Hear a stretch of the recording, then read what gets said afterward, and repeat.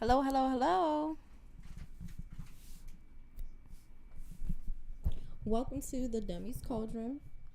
What's up? What's up? What's up, everyone? Let us know. Can you hear us before we begin? It's very important that you can hear the audio and the sound before we even start, guys. So just let us know. Steve in the building early and punctual as usual. Let us know if you can hear us, though, Yes, before how is we the begin. audio? Mic check. 1 2 1 2 1 2 3. Let us know how we sound. And let's see, because we're just going to be waiting on everyone before we get started. There we go. We have people coming. BCO, great day. What's up? Great day to you as well. BMORE is excited. Supreme. You said Star Dancer Supreme? Yeah. All right. But BCL, can you hear us? Let us know if we sound crisp on the mic. Also, BMORE, talk a little bit too to see if you're Yes, crisp. can everyone hear me Can y'all hear us? before we get started? Okay, Steve Simmons says the sounds is great, is good, great. Hey, Alicia. So be more. I guess it's time. Let's open up the show. Let's go. Okay. Let's go. What's your name? Who you are? Okay, so today we're going to be talking about the Virgo moon. We're going to go over the weekly forecast, and we're just going to talk about that. I'm going to briefly touch on Saturn and Pisces, but I'm also working on some things for Saturn and Pisces through the signs, and that will probably be on Patreon because that is going to be about a 2.5 year cycle, and it starts this week.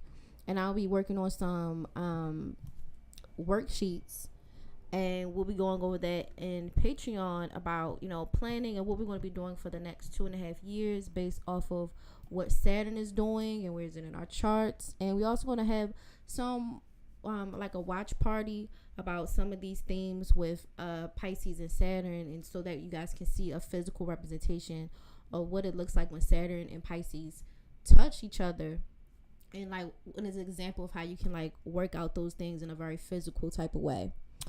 But yeah, so far with this new moon in Virgo, this will be occurring depending where you are between the 7th and 8th. This will be in response to the Pisces moon. So if you go back to the Pisces moon, which was like about 12 to 14 days ago, I did a stream on it, and now we're here with the Virgo moon. And so usually the new moon, which we had already, was in Pisces, and then the full moon will be in Virgo. So usually these moon phases, these lunations, will be in sister signs. So we had one in Pisces, and then we have one in Virgo. And what happens during the cycle of a whole month is that it applies pressure on and off, good pressure, and sometimes not always the best type of pressure, to the original lunation that you had at the top of the month. So, and what's great about it too is because of this phase, BMORE has a landing page that she did beautifully as well that y'all should all check out. It is in the description. If you go there, it'll be my link tree. And Alicia, my Patreon, the lowest tier is $5, and if you're on $5 tier, you'll be roped into the other stuff. We'll do the watch parties and stuff like that, because I do have a lot of tiers, but there's a lot of times, sometimes if I feel like it's good information, I'll just glub all the tiers together and y'all can just do it together, because it's, depending. But for this one, it'll be for everybody. The watch party will be for everyone. So anyone can come and participate. We'll watch certain things so y'all can see an example of like characters experiencing Saturn and Pisces type themes. But yeah. Now, when it comes to this Virgo moon, it's going to challenge whatever happened during the Pisces moon. And the Pisces moon, if I remember correctly, it was, let me see. Yeah, you was talking about... it was about 13 or 14 days ago. Right. And I did a stream, and we were talking about how, you want to be on and off again with certain aspects of healing. And then there's forms of deception that, you have to really get under control with and come to terms with, and making sure you have enough time to accept things, heal and process certain things, and also give yourself a break. Don't overly commit yourself to anything, because you have a lucky break that week. Now we're here with the full moon, and it's going to apply pressure to see if any of those things want to be integrated that you learned about 2 weeks ago, because these things happen about every 2 weeks. Hey, King Hebrew. Hey, Ash.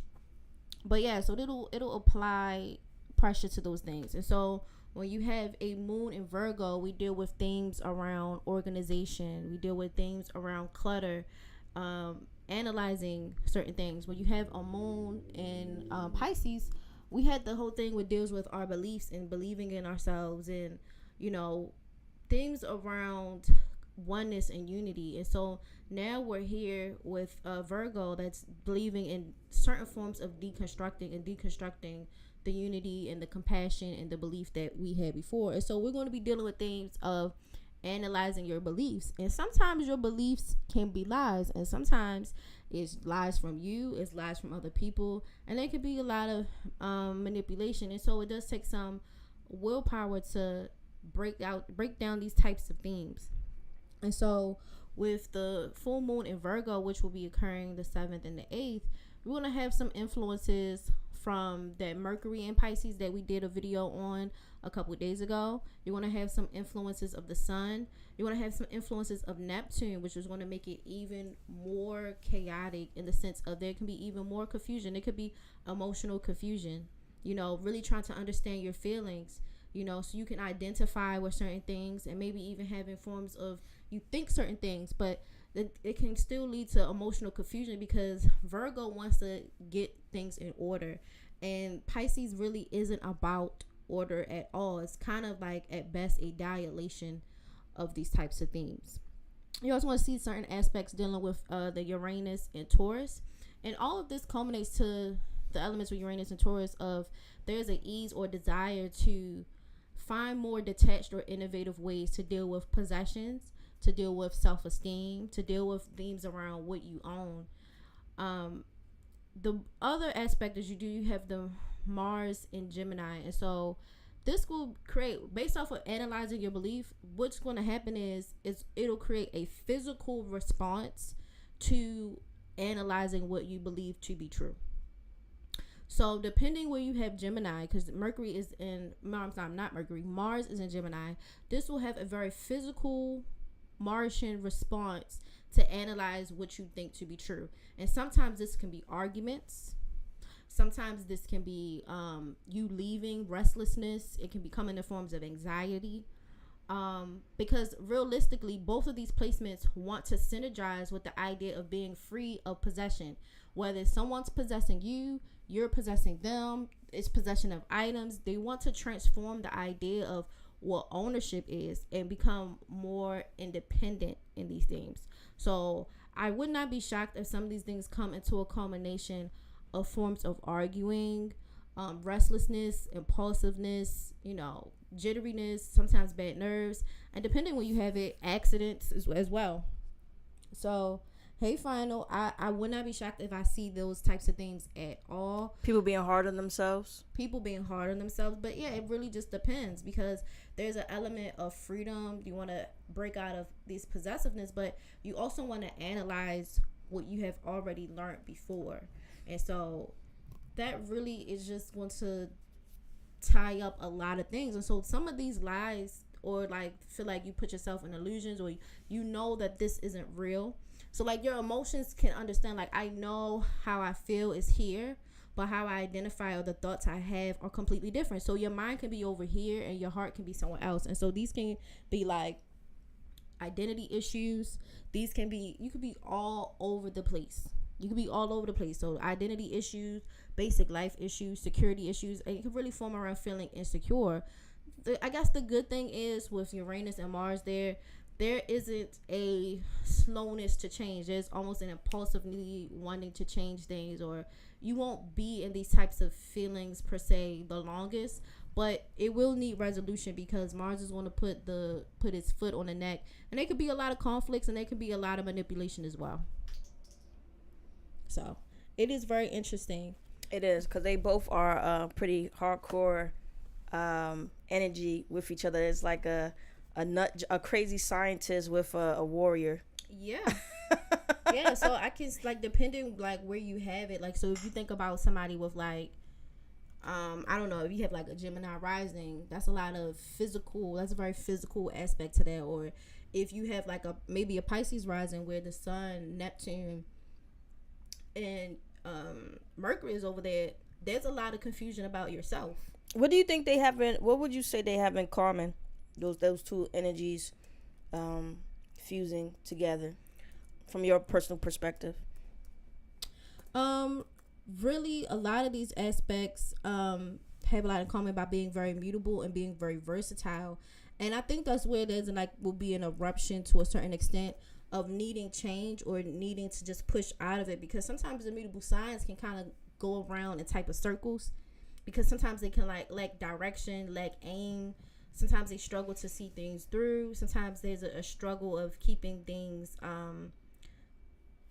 consistent, so I can see with Pisces, Virgo, Gemini, up to a certain extent, running around in a circle. It also can lead to it's about choice too, because if people really self-analyze, this can lead to self-discovery, because the mutable signs leave you flexible enough to maybe take in information. It's going to test how much. It's going to actually test your distress tolerance and test how, I guess you could say, how flexible you are. Right. So yes, it'll give you a pedal to the metal to take some action and to do certain things, but to another extent, it's going to require you even to do that as where it's going to actually push for more mental flexibility. I think that's why, would you say that's if people don't fall into the nurse energy trap, would you say that's why the Virgo energy there in the mix now can actually really help with people self-analyze themselves, as long as they don't go off in the deep end of perfectionism or overly criticizing themselves? It can, because when you have for instance the sun and moon at odds, it can create a disconnect between how you see yourself or how you identify how you feel about yourself. With the sun and Mercury, or the moon and Mercury, it can create some things where you don't really make the best decisions, because logic and common sense are at odds with each other. So logic can say, where Mercury is right now, it can say, I want to go with my instincts, whereas the moon is where you feel you want to go with more things to be more logical. And so this can put things at odds where you can make nonsensical viewpoints. I get, yeah. Or maybe even say silly stuff, say silly things. You don't always make the best, even purchases, buying stuff, and this can also put you in conflicts with women and other people at all, because people struggle with saying things tactfully. Hey Jan, hey Lauren, hey Carolina. But look, it can put you at odds with these types of things. Even with the moon, when it aspects Neptune, these can create shifting emotions, and it can prompt rash emotions and people having outbursts that they really didn't see really happening, or it feels almost outside of themselves. And so it's because mainly you feel very sensitive, and so you can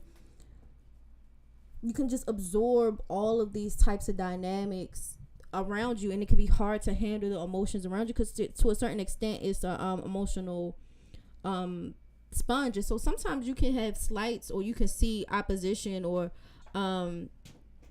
things with people or women or family members more confrontational than necessary, because again, logic is on one side and your emotional center is on another side. And so sometimes we're reading more, because emotion and logic is all over the place right now, so we're reading deeper into things that really aren't there. And with some of these mutable signs, there's a lot of sensitivity going on. It is. There's a lot of sensitivities with that combination. Yeah, because people are they're going to be more irritable, they're going to be more aggressive, more stressful. It's going to be kind of hard for you to compromise with other people, mainly because it just, you see everything from a disconnected standpoint, but also to a certain extent, and this is depending where it is in your ascendant, because we're doing your ascendant signs. You're going to see things from different perspectives, and it's going to be very polarizing. So you'll have occurrences where you fast paced, you have an invincible type of thing, almost arrogant, and you could get put into situations where you can have accidents, and mainly having incidents of anger and aggression and irritability. And also, since we talk about Uranus also deals with the thinker, and sometimes it could go into the crazy genius and all that, or someone who's unorthodox. I could definitely see a lot of conflict, based off of that merging with the energy even of with the Mars, because it's Yeah. Uranus and Mars, and these two, Uranus and Mars, gives us a lot of energy, so that way we can break out of these dynamics with Pisces and the Moon. But a lot of this pent up energy can make you aggressive. It can make you impulsive, and it can also be like, there'll be an energy where it's like, bitch, I don't have to hear what you have to say, because I'm here to do what I came to do. Like I already see what I need to do. I feel this, or I want to make these dreams more concrete, or I had analyzed something that was really spiritual or deep to me, or I broke this stuff down and I'm ready to make a move on it. I'm ready to do something about it, and you're in my way, or you're getting on my nerves, and blah blah blah blah blah blah. Yeah, we saw that recently with the conservatives when they Michael talked about the transgender. We're not saying whether we agree or disagree. And you saw a lot of also transgender people fight back. So there's a lot of people, and usually people have been trying to say certain things politically a little bit more on the Daily Wire, a little bit more sensical, except for what's her name, Candace Owens, because she has a Aquarius moon sign, so she always be extra. But I've seen a lot of people not have tact recently. Yeah. With their words as they usually do. It's gearing up for these things. So sometimes people can feel the pull early. Journey, this isn't for a rising sign. We're actually just talking about the full moon that'll be occurring from the 7th to the 8th, depending on your location. We're just talking about what the effects will be this week and how we can see it manifest. And so, like, even with this, again, because Mercury and Mars are squared each other, so people making snap decisions, people not thinking before they speak, words just falling out everywhere. And because Mercury is also in Gemini, so they just talking. This also, like I said, can make you very irritable, make very impulsive, make people more aggressive. But again, like I keep saying, this can be a lot of accidents. So don't be shocked if you don't see accidents with like tools, ladders, fires, and on the road. I would suggest everyone to be careful driving. I would suggest people to be careful around tools, electrical issues, fire. Be careful around these types of dynamics, because it can put you in a situation with the impulsive snap decisions on top of thinking too quickly. In a way, is to like exert this effort and to come up with the decision, because people are analyzing their thoughts quicker and they're ready to like act out these thoughts, because Pisces and Virgo rules analyzing Pisces' beliefs. So you want to analyze these beliefs or analyze your intuition quickly. With Gemini, which rules what you know. But what happens with what you know or your mind is in Mars, and so you're pushing your mind into a physical act. So when the mind is connected to the body very quickly and there's no resistance, that means you could be saying things very quickly without really filtering these out, because the Mars in Gemini is still square Virgo. Virgo is analyzation. So people can be at odds with wanting to analyze their thoughts, analyze their beliefs, and analyze their actions. And so what this is going to do, people are going to say very impulsive things, do impulsive things, get into accidents, just be wild all over, with tools, fire. People can be like that, driving, and I said this before with the Mercury in Pisces, with people being intuitive, disconnected, and confusion, not really paying attention. Well, now it's squared Mars, and so now y'all see what I was saying about you could see more accidents, whether someone says something stupid, does something stupid, or just getting into car accidents in general. You saw John Morant was dumb. Yeah. Because usually he tries to hide this a little bit better, but we saw impulsive action that looked bizarre. Him with that little water baby gun as a baby bee gun, as we seen on the show. But you saw him acting out like that, very bizarre, very not thinking whatsoever. Yeah, so and then with Neptune in the mix, it can make people more confused. It can make you daydream more, or it can make you more disconnected from certain aspects. So I can also see people having, because Mars and Neptune is there, having to do acts over and over again because they're unsure or there's confusion there in making physical actions. Another example, I guess you could say people can be easily sidetracked even if they make their best efforts, which can make them do things over again, because again, a daydreaming, confusion. Also, people can have mild identity crisis, It's tough for people to initiate or start things or even bring them to a conclusion. And this is what I was saying about the Pisces, Virgo, and Gemini. These are all mutable signs. It makes it hard. Now, the Mars and Gemini can give you a break, even though it's not always the cleanest. But we'll go into the Uranus and Taurus and how that can be just as helpful. But yeah, it can really put you all over the place, like having to do things over. It's hard for you to concentrate. It happened to Chris Rock. He had to say his joke more than one. This never happened to him in the history when he did a live show. Mm-hmm. He messed up on his joke and he had to do it again. Yeah. You know? Yeah, and creativity can be at high now. I think creativity can be a good outlet for trying to bring together analyzation and belief in creativity together into a physical format, because Mars is physical, and so I think that's a good way to kind of work on something creative. It won't be perfect, but you'll get it better. You can yield a better result than this. So it's what happened in Ohio brought it in mind to me. Alicia, what happened in Ohio? East Palestine. It was some weeks ago where there was a train accident, mm-hmm. and there were some chemicals on there that leaked, and a lot of people had to leave the premise because it was a danger of people getting sick. But they can't drink the water either because the spillage went into the drinking water. So now there's an issue whether the water is drinkable or not. And politicians have been split. Some came down here and said the water is drinkable again, while others said I wouldn't drink this water. EPA, the director of the EPA said I wouldn't drink the water. I get what you're saying. Hey, Emmy, Sean, I'm more aggressive lately than passive, and this makes sense. Yeah, and you're immutable. I think you had like a Sag rising, which is mutable. I think you had some Taurus placements too, and so I can see your Sag, if I remember correctly, your Sag rising being really affected by this type of dynamic. There was another train accident that happened in the weekend. Yeah, so like gearing up, it'll build up because people can slowly feel these types of things, and so you just really have to be more careful, and you have to pay a lot more attention these days. And I want to bring up the Chris Rock thing one more time, because everybody please go watch it, because it actually falls completely into this point. Not only did he mess up the joke towards the end, but he seemed to have a lot more anger towards the end of his closing, and you saw how some people online did not react to it as well. It was a kind of split. Some people felt he didn't have enough tact, and even though some people did agree with him, but like everything you just broke down actually happened to him on that stage. Yeah, and so like right now with Uranus, even though it's in a harmonious aspect with Taurus, we deal with change in things with our possessions, the things that we own. With Uranus and Taurus, you can have sudden changes in property, finances, new innovative things in real estate, in agriculture, and traditional values. Traditional values can change as well, which, like I brought up before, I think in a stream I did with Sim, we talked about how for the people who stay, let us know. Y'all look good. We're good, Prince? Can you hear it on your end? Wait, hold on.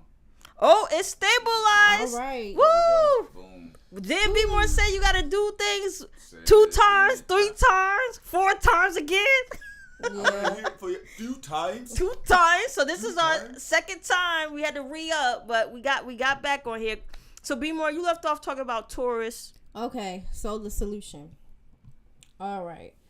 So, and please let us know if y'all can't hear or anything else happens. But because of the transit, you gotta be careful. Is you have to keep doing things over and over again. I actually don't even know how much y'all heard. So you said Chris Rock got to get slapped again? Maybe. Yeah, and they heard all the way. They heard the part where you was talking about Mars and all that. You have to start from the beginning where you was talking about Taurus. And, okay. So with Taurus and Uranus, it deals with innovation and property. What you own, innovation in certain forms of your self-esteem, innovations with agriculture, food, and a lot of times it can be tied to feminine rights or female empowerment movements in the U.S. So every time an Earth sign goes into Uranus, if you track back if you get an ephemeris and you track back historical arc points, you're going to see that there's been like a wave of feminism or bills surrounding women's rights, women's independence, stuff like that. Hey, Candyland. Now, What's the solution? The solution, try to have some emotional detachment.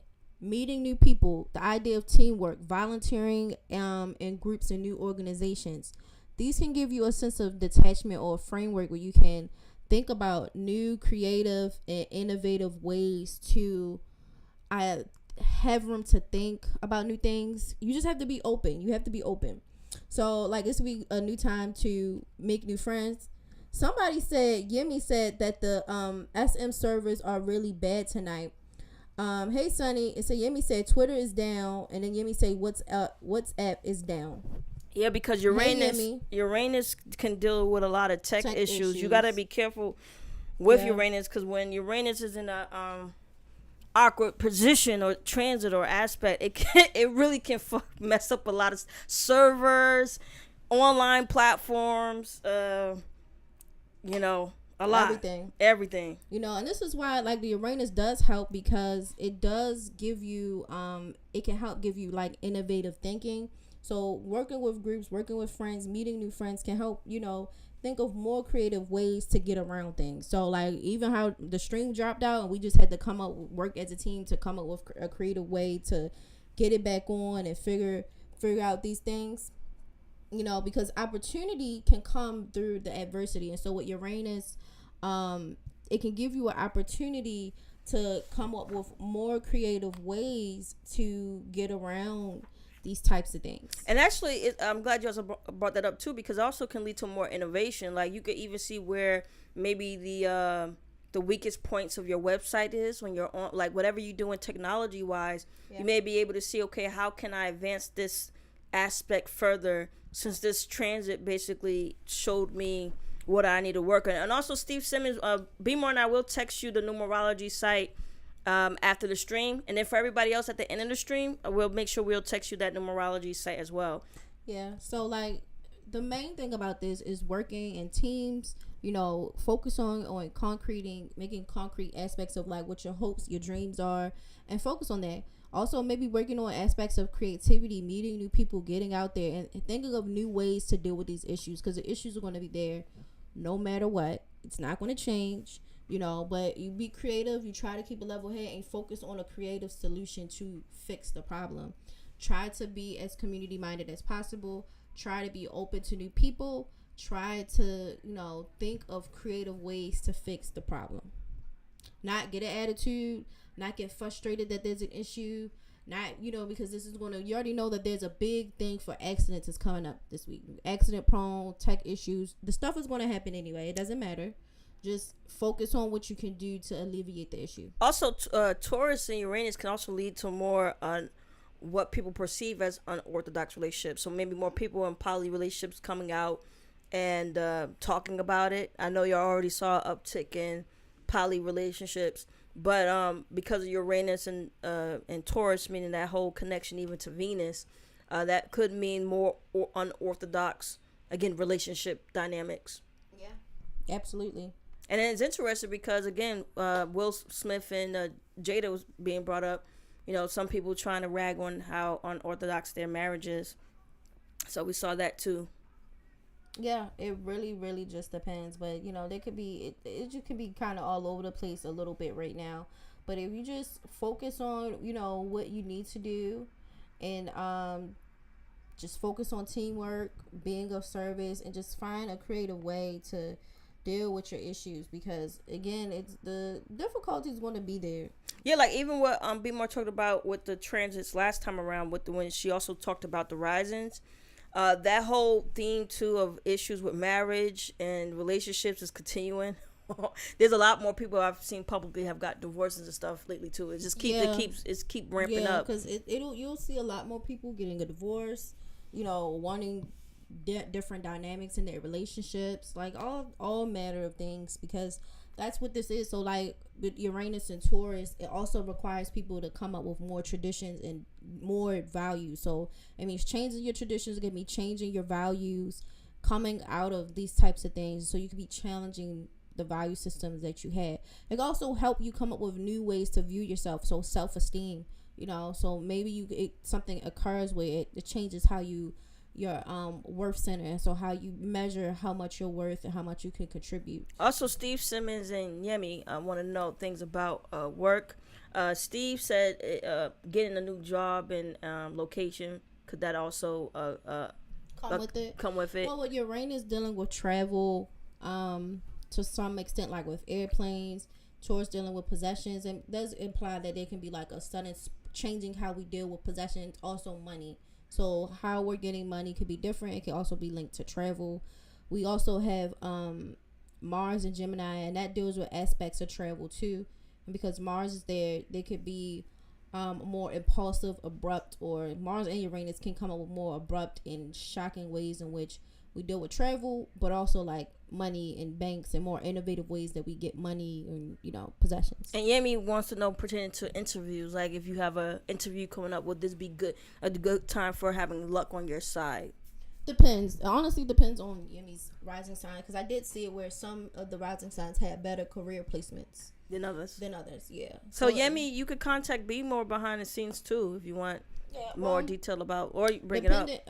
Depending on when I start doing the rising signs, you know, depending on their rising, they could have one of the ones that are really good for business. Right. You know, but a lot of this deals with innovative ways of thinking and being more creative.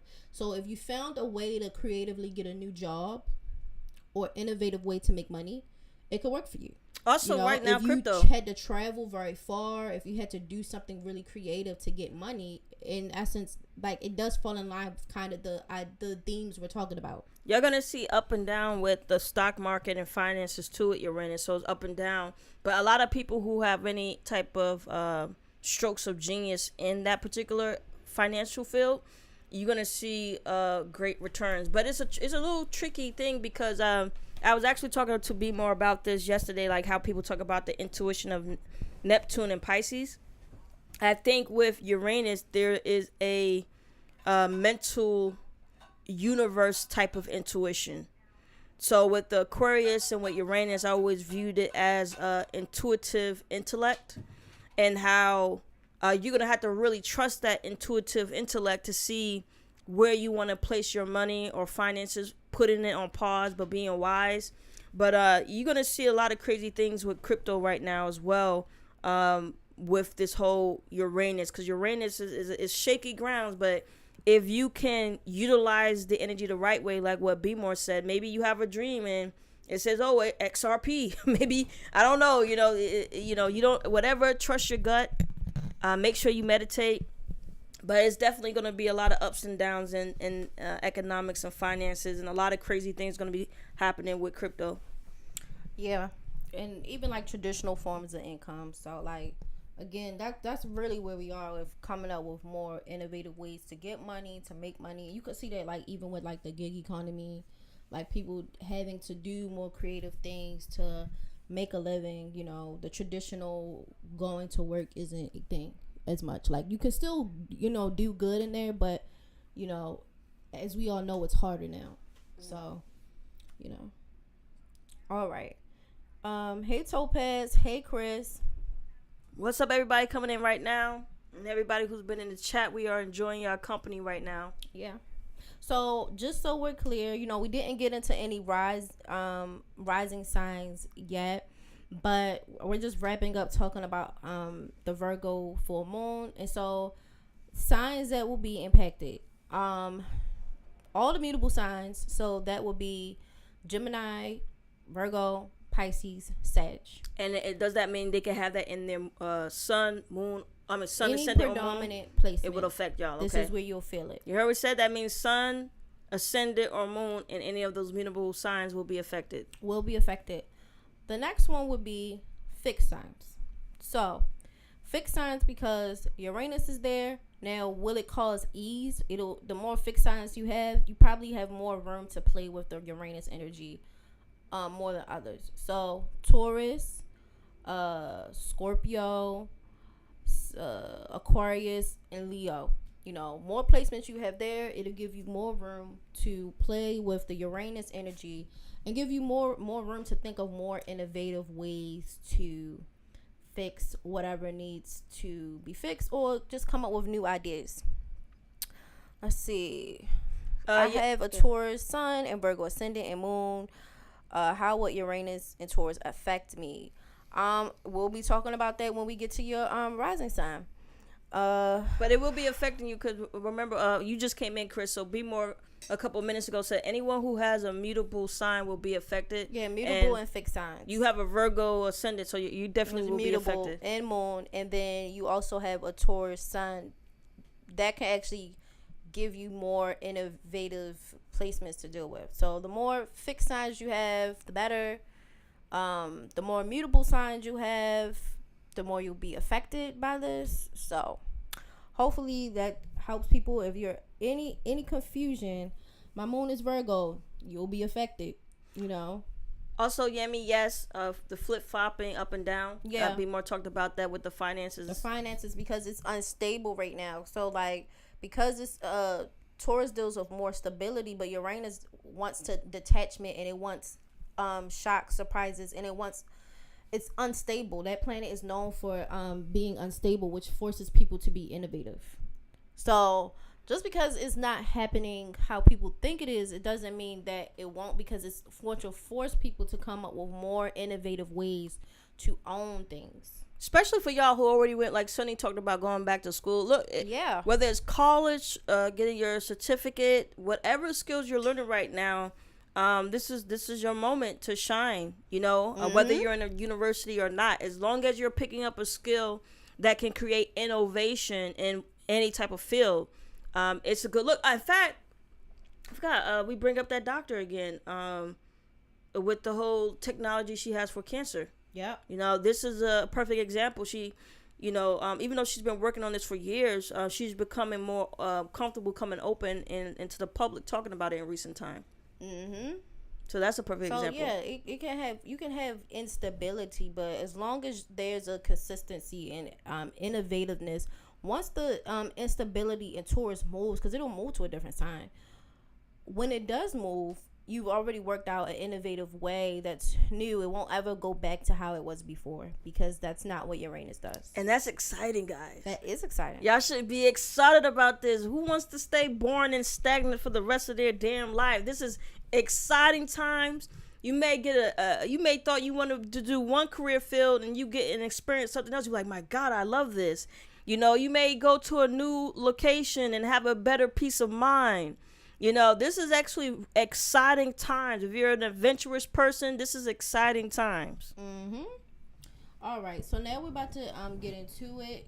Y'all know a lot of times these aren't in order. I just usually do the ascendants however I really want to. Lottery pick. They waiting. They be really waiting. Like, who am I gonna go first? Yeah, who's she gonna pick? You know, sometimes they do it where it's like they go from Aries on down. I really don't. I do it randomly, because for people who have the signs all the way at the bottom, I'm pretty sure that sucks. Yeah. You know, so I just do it random. Like one day I'll start with Sag. Sometimes I'll start with Scorpio. I think it's also exciting that way too. It is. So I just try to do them at random, and then, you know, if you're first, you're first. I used to do it where they would just say what it is in the stream and then go like that. But yeah.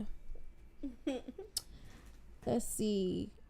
I have a Virgo moon. This will be interesting. I'm claiming what y'all said.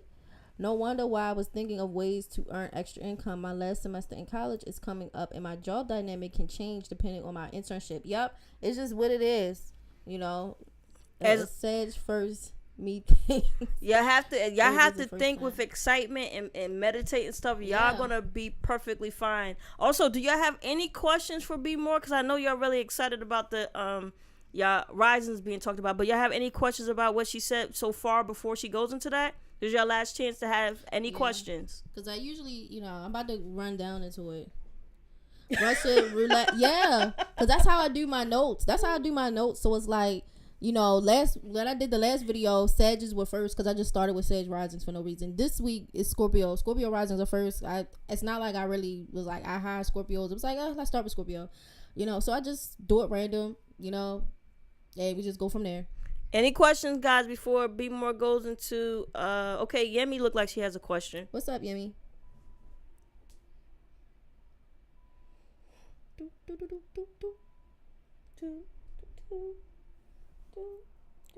Does this journey affect all signs Okay, you mean the full moon?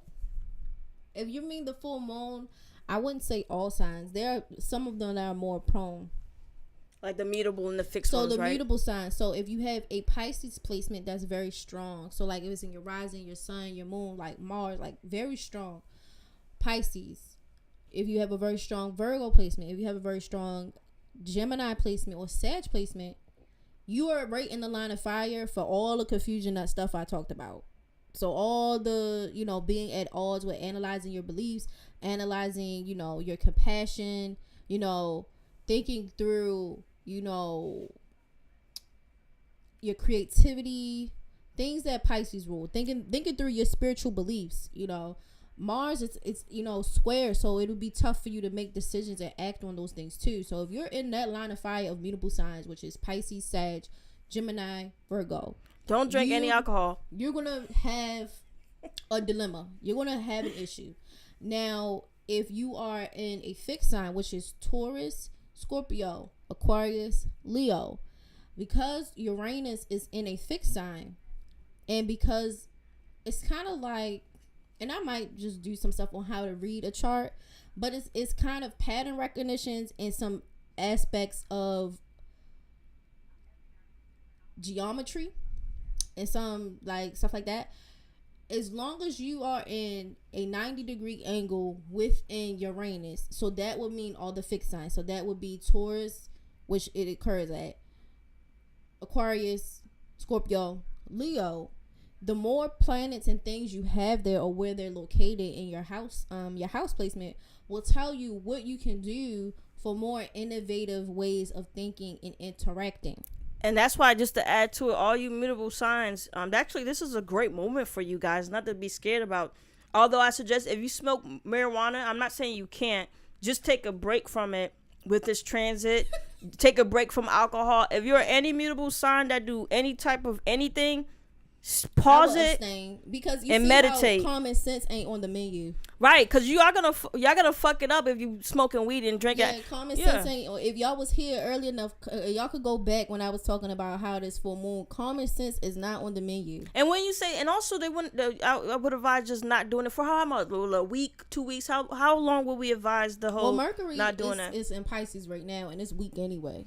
You know, and it's also squaring Mars in Gemini. So how long would you say not to do those things then? Honestly, as I a know suggestion? this sound like a long time, but if y'all can hang it up until about March the 20th, until it moves like Mercury can move into Aries. Now Aries is impulsive, but it's not like a self-undoing type of aspect. See, y'all better wait till that's not even that long. Y'all better wait.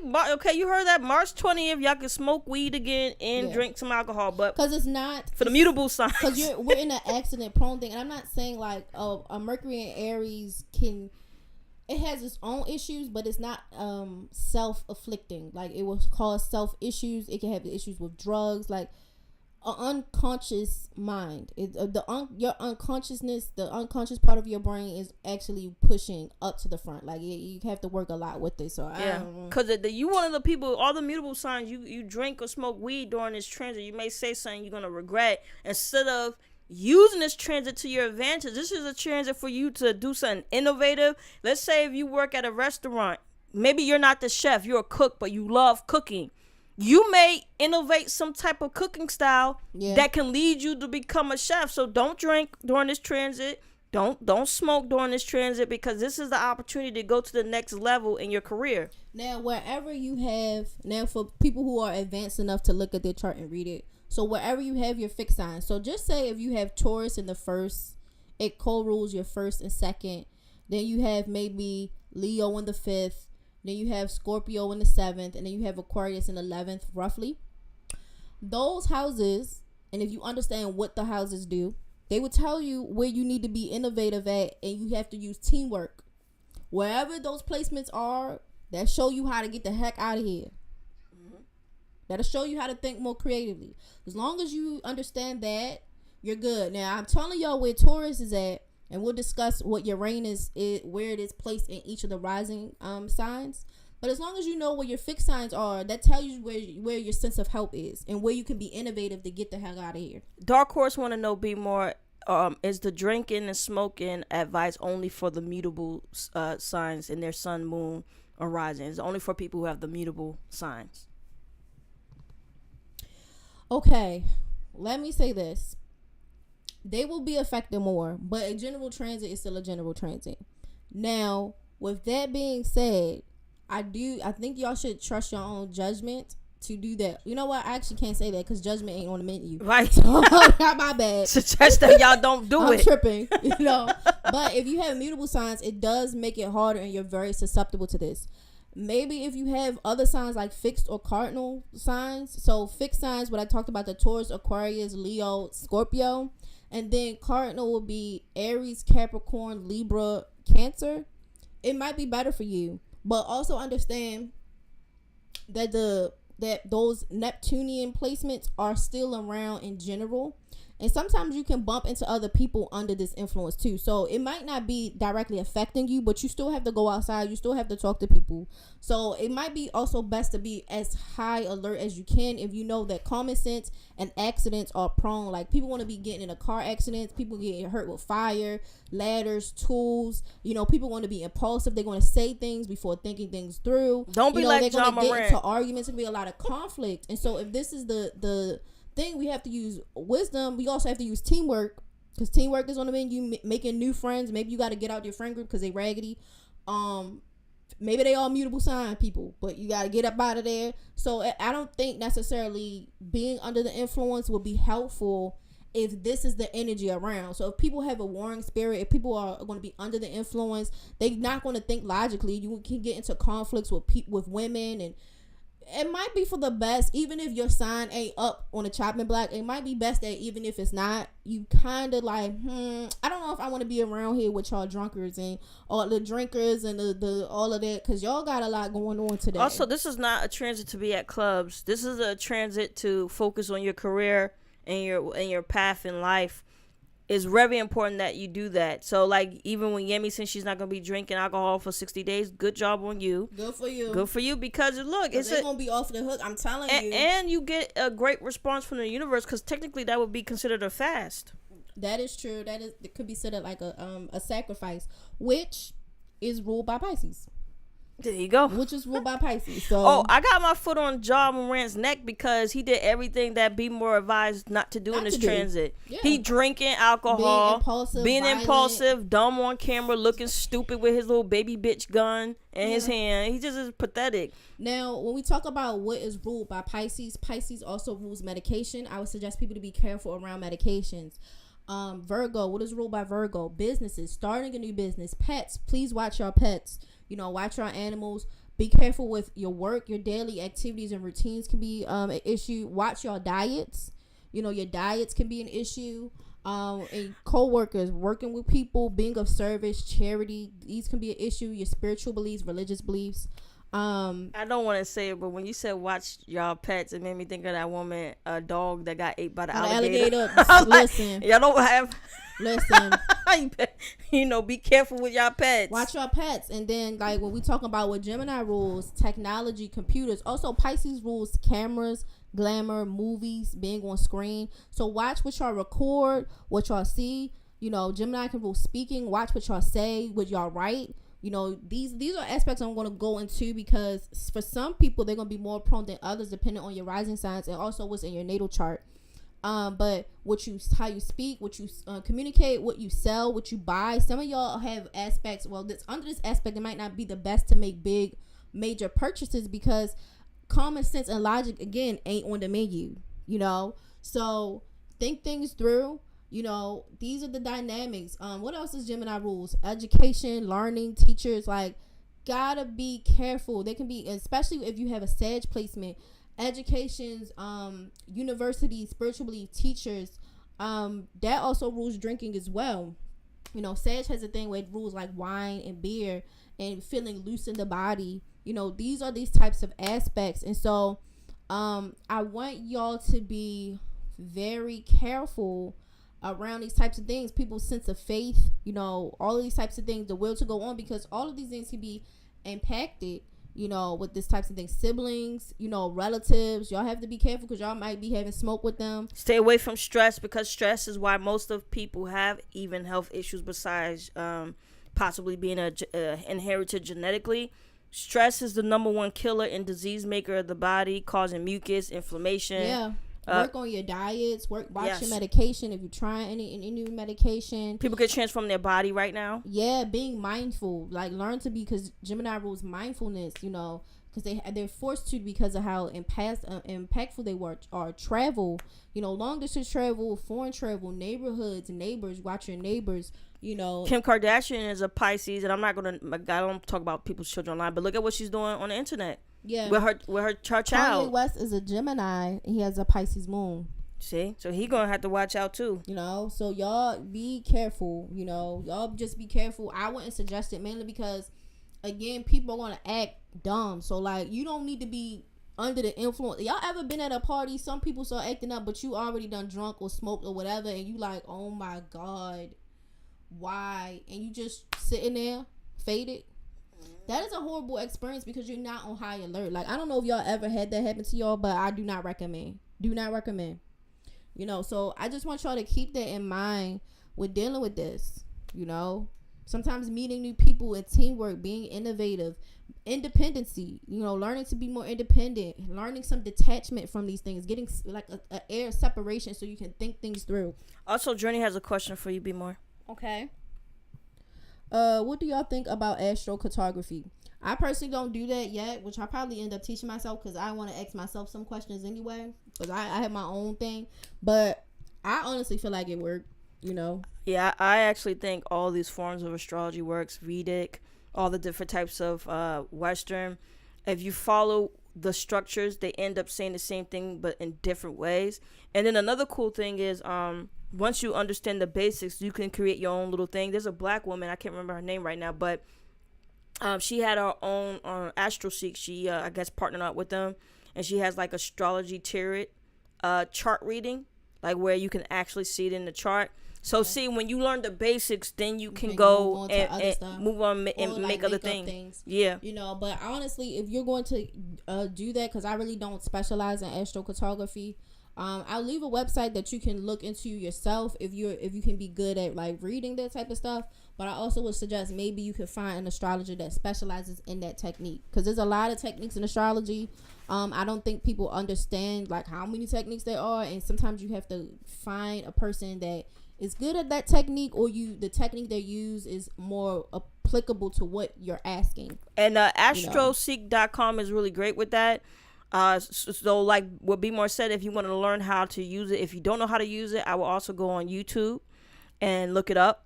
They have a lot of great different people who know that, and then that way you can teach yourself while looking at it on astroseek.com. Look, I might not do it, but I can show you where to go. So I'll make sure I put the website in so y'all can see it. And if you want to go look up astrocartography for moving purposes, you know, sometimes people have to move for love. Like I think I had one person who they asked me about it. I said I don't specialize in it. I sent them to the website, and then they said that there were certain locations that was better for them dating. Oh yeah, that's what it showed. Actually, what is so dope about it is if you go astrostreak.com for a particular, it does show you the numbering system of which state or country is better for you. So like there's some people who have great charts where they may be more financially stable in a different country. Yep. So it is definitely wonderful for location and seeing your options. Yep. All right. Hey, Rex. Okay, so I'm about to get started. I'm going to start with Scorpio. Yeah. Scorpio risings this week. Give me just a second. You Scorpio risings out there. She started with you today on the ticket. All right. Let me slide this over. So that means also for any of the top 3, this can apply to your life. Sun, moon. No, this ascendant. is specifically for Scorpio. Oh, because it's fixed. The way this technique works is it works based off of your rising sign and what's in the first house. Now, if you happen to have like a Scorpio sun in the first house, in theory, this will work too. Okay, so but this only is for very specific to rising signs. Special placement. So right. if you have Sun and Scorpio in the first house, right? Then or if you want to technically do it from your sun sign, you can, but I don't think it would be as accurate or as strong. Same thing for Moon too. If your Moon is in Scorpio in the first house, like conjunct to your ascendant or whatever, then it would be stronger. Be strong because for that it's definitely based off of your first house, because the first house rules the body and it rules personality. And it could definitely, it's a very direct energy because it's your body, it's your personality, how people see you in beginnings and initiation. So it's very strong that way. But no, it's definitely set up for your rising signs. Alrighty, so Scorpio risings. So let's think about the fact that y'all have your rulership is going to be in the third house and the eighth. So you have Pluto in the third. And then you have Mars in the eighth. And so Pluto in the third deals with deep thinking, deals with the motives of other people. It can deal with manipulative relatives, siblings and stuff like that, or neighbors. And you have Mars in the eighth house, which deals with being determined. It deals with being stubborn. And it's sometimes being your own worst enemy. It does make you focus on money a lot more, but try not to let these thoughts confuse you. Yes, Topaz, we said astro seek. You spelled it right. Yes.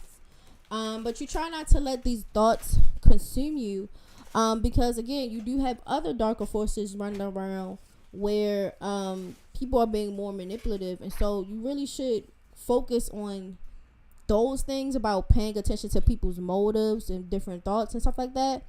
Or people being manipulative or you being manipulative. You should focus your energy there, so that way you can help manage that versus just always focusing on money or, always thinking someone's enemy. Because the reality is someone is a op right now, and it's probably a relative or a neighbor or a sibling, in some regards. But, I think that would be better suited than anything else. You have Uranus in the seventh house, and so this is where you can be innovative. You can use teamwork. So if Uranus in the seventh house, it deals with relationships and close partnerships. They can undergo a period of change, because there's a need for excitement. You want to meet new people. Now, either you can change with your partners and the relationships you previously have, or you can need separation or divorce, or this could be a time where romance can be short-lived, or people can come out of your life in and out, but under this aspect and under how the full moon is, this could be really helpful. Meeting new people and having these new experiences, like a flash in the pan, this can be helpful. And to add to that, just on a business tip, I don't know what y'all personal beliefs are, but this also could mean y'all can run into business partners that may be of Uranus energy. That could mean even people who are LGBT, whatever. Yeah. That's or a like possibility. Scientists. Anything that deals with Uranus energy, you may find that through a type of business connect. For this, it's in your seventh house, and so this is where you would get the break of working with other people, co-workers, dynamics like that. So these new relationships can really be helpful for you. Right now, Scorpio also has South Node in the first house, and so this can deal with having past debt with yourself, and so these can be in the debt of your own passions and desires, or dealing with forms of stagnancy, not moving forward, being possessive, and being controlling with your own self, and the damage or the I guess you could say the baggage and the karma that is linked to those types of things. And also be careful not just to buck against any form of authority.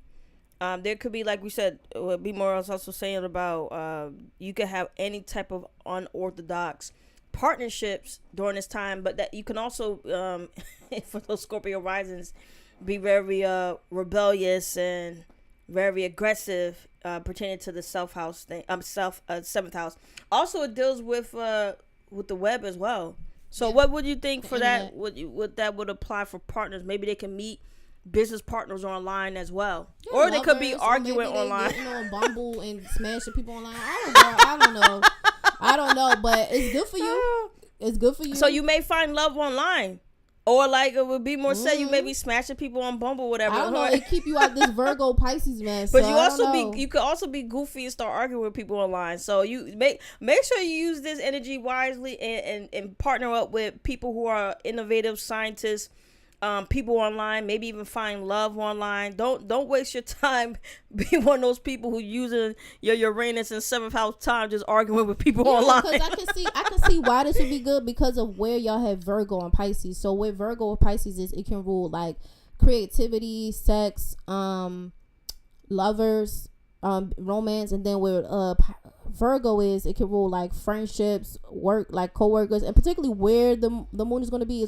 like friends and networks. So I can see why Uranus in 7th house or like changing the status quo or changing relationship dynamics or like meeting new people in general, because maybe I don't know, maybe you have weird karma with the people that you already was running in circles with, so it's time to start fresh. So there's also could be people that you may think are weird, but it is what it is. You may have like kind of kooky type of people too that you may run into with this Uranus in 7th house. I can see that. All right, so let's see. Because of how everything's gonna go, this can indicate a relationship of being true to who you are, and being true to yourself. And it can create an environment where there could be an issue of like misleading people about who you are and your true intentions. And particularly because Pisces is in the 5th house, and so the creativity and the self-expression, the sex is and personality is in the 5th house, and it's at all with Virgo. And so again, it could be a process of analyzing your beliefs, a struggle with that. It could be a struggle with analyzing, your personality versus your friends, like who you are with your friends. It could be a issue with your creativity versus like group dynamics, or your creativity versus your hopes and dreams. And so it could come off a little fake. And I think that's why it would be good to meet new people, because there can be some issues with that, and mainly because the sun is in Pisces, so there can be a little confusion, or you really don't understand who you are, or there can be aspects where you can have self-confidence issues and doubt who you are. And so it doesn't bad, because where the Uranus is, it kind of forces you to put yourself out there. One could say also be more with karmic relationships be a possibility, because I think you could correct me if I'm wrong, but I think you said that the South Node is in the ascendant as well. Yeah, so they can have short-lived karmic relationships, mainly because like there's a confusion about your identity. And then like you also have it where like your lovers or your children could fall into the wrong crowd, or you can be around manipulative lovers or children, and issues with that where you're not seeing things clearly. So I can see why there can be a dynamic between meeting new people might be the option. To be honest. You also have it where you have a good aspect to Mercury, and so that does mean that even though Mercury does not necessarily like being in Pisces, it does mean that it can make you curious, it can make you bright, it can make you more vital. It makes a person want to experience things more. It can make them really good at creativity. This will not be a bad time for that, or learning on an unconscious level. Not a bad time for that. You also have aspects with Saturn, and so with Saturn there, it can make you very sharp, it can make you responsible, it can make you, I guess, take up self-evaluation about the things that you need to do. It can make you very honest and very sober and very straightforward in a lot of aspects. You also have it where it's squared Pluto, and so when it's squared Pluto, it gives people an idea where you can be very independent, and it can cause very extreme behavior because you want something different, and you want to have like this intense transformation where it can create extreme behavior, which makes sense about the 5th house issue about you leading people on and you're different from what they thought you were, because the extreme behavior can make people think you're one way but you're actually not. And so like in your quest to like get onto this transformation, you could really make people confused about who you are as a person or where you stand. So the behaviors can be extreme. There's a good thing about physical and mental transformation or being regenerating or whatever, but the downside is that you don't realize like what impression you're making on people, which can cause harm to your dynamics if you're not careful. So be careful about that. And if you already know that your rulership in the third house is like how you're speaking, how you're communicating, being around manipulative people, speaking, or different dynamics or that, or acting impulsively, these actions can make people see you in a way that it's like, I don't even know what's happening. Like, I don't know what her problem is, but I don't know. She's just on her own thing. Like, and it really can rub people that way. So I can see why using teamwork and working well with others is an option for Scorpio, because I don't know what they got them beating to their own drum right now. I don't know what's going on. And you know what? I'm not going to bang on y'all all the way, because it seems like the Scorpio risings really, really, really want transformation, and they want to do different things. But I don't think they thought through how to get from point A to point B. And that's probably why y'all should meet new friends and use teamwork, because maybe somebody can come with some new shit that you never knew before, and it can put you in the right direction versus you showing your tail. Like, I don't know what's going on, but it can give you a new way to, step into that. Wait, who has to stop blowing tree? Which sign? All of us? I'm dead.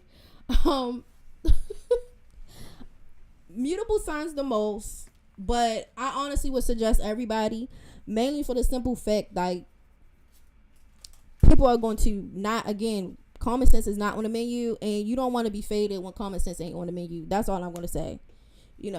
It's nothing like being faded and the whole club is acting a fool. I don't suggest it. Now, around the 7th and 8th, they kind of, the Scorpio risers kind of lose their curiosity and their openness towards that time. Saturn will move into Pisces, which we'll do some stuff about. We'll do some stuff and some streams about that, and probably do like a watch along and a worksheet. But when the full moon kicks in, this will deal with strong bonds, and people ask for help, or they want you to carry a load, or carry, like, do a lot of things, or they put you in a responsible dynamic. And it's okay to ask for help and delegate. That can be an issue at the time.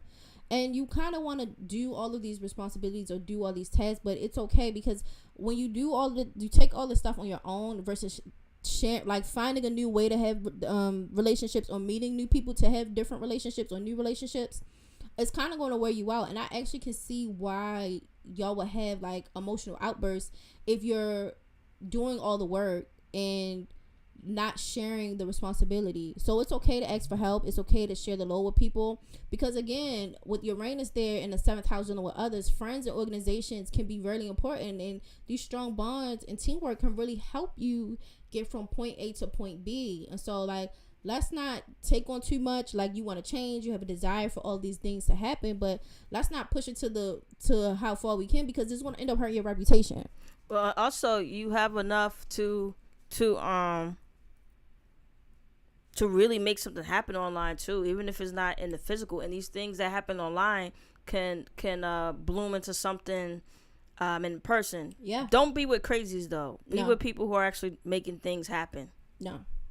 And you have a good chance that people may respond with the Uranus. You shoot high, because you never know for y'all Scorpio risers with the Uranus in the 7th house. You never know who may respond back to you. Yeah.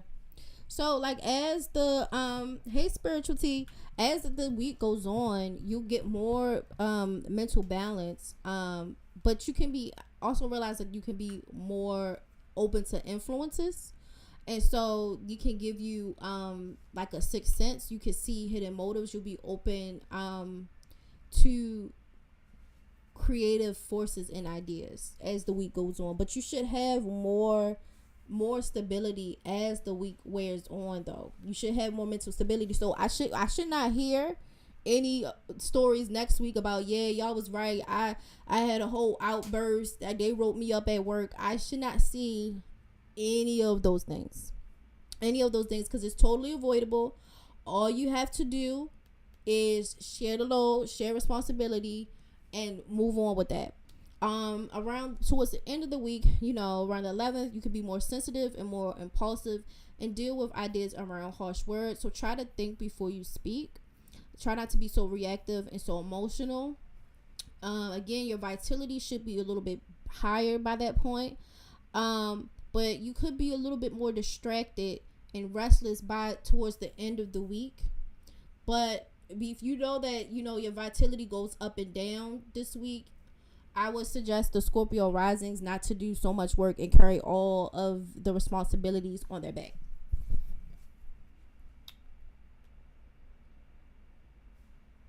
All right. Any questions for Scorpio risings before we move on to Libras? Because we're about to get on to Libra risings. Let's see. Hey, boo. The last Aquarius reading was so on point. I'm glad it helped you. Sag moon and Sag rising here. Okay, I think y'all could be towards the end because I started it randomly with Scorpios and I kind of went back. So, like, every week I just start with a different sign because, like, for the people in the back, that's kind of annoying. So, I just try to start from different zodiac signs and then work my way around. But, I'm glad that really helped you, Jasmine.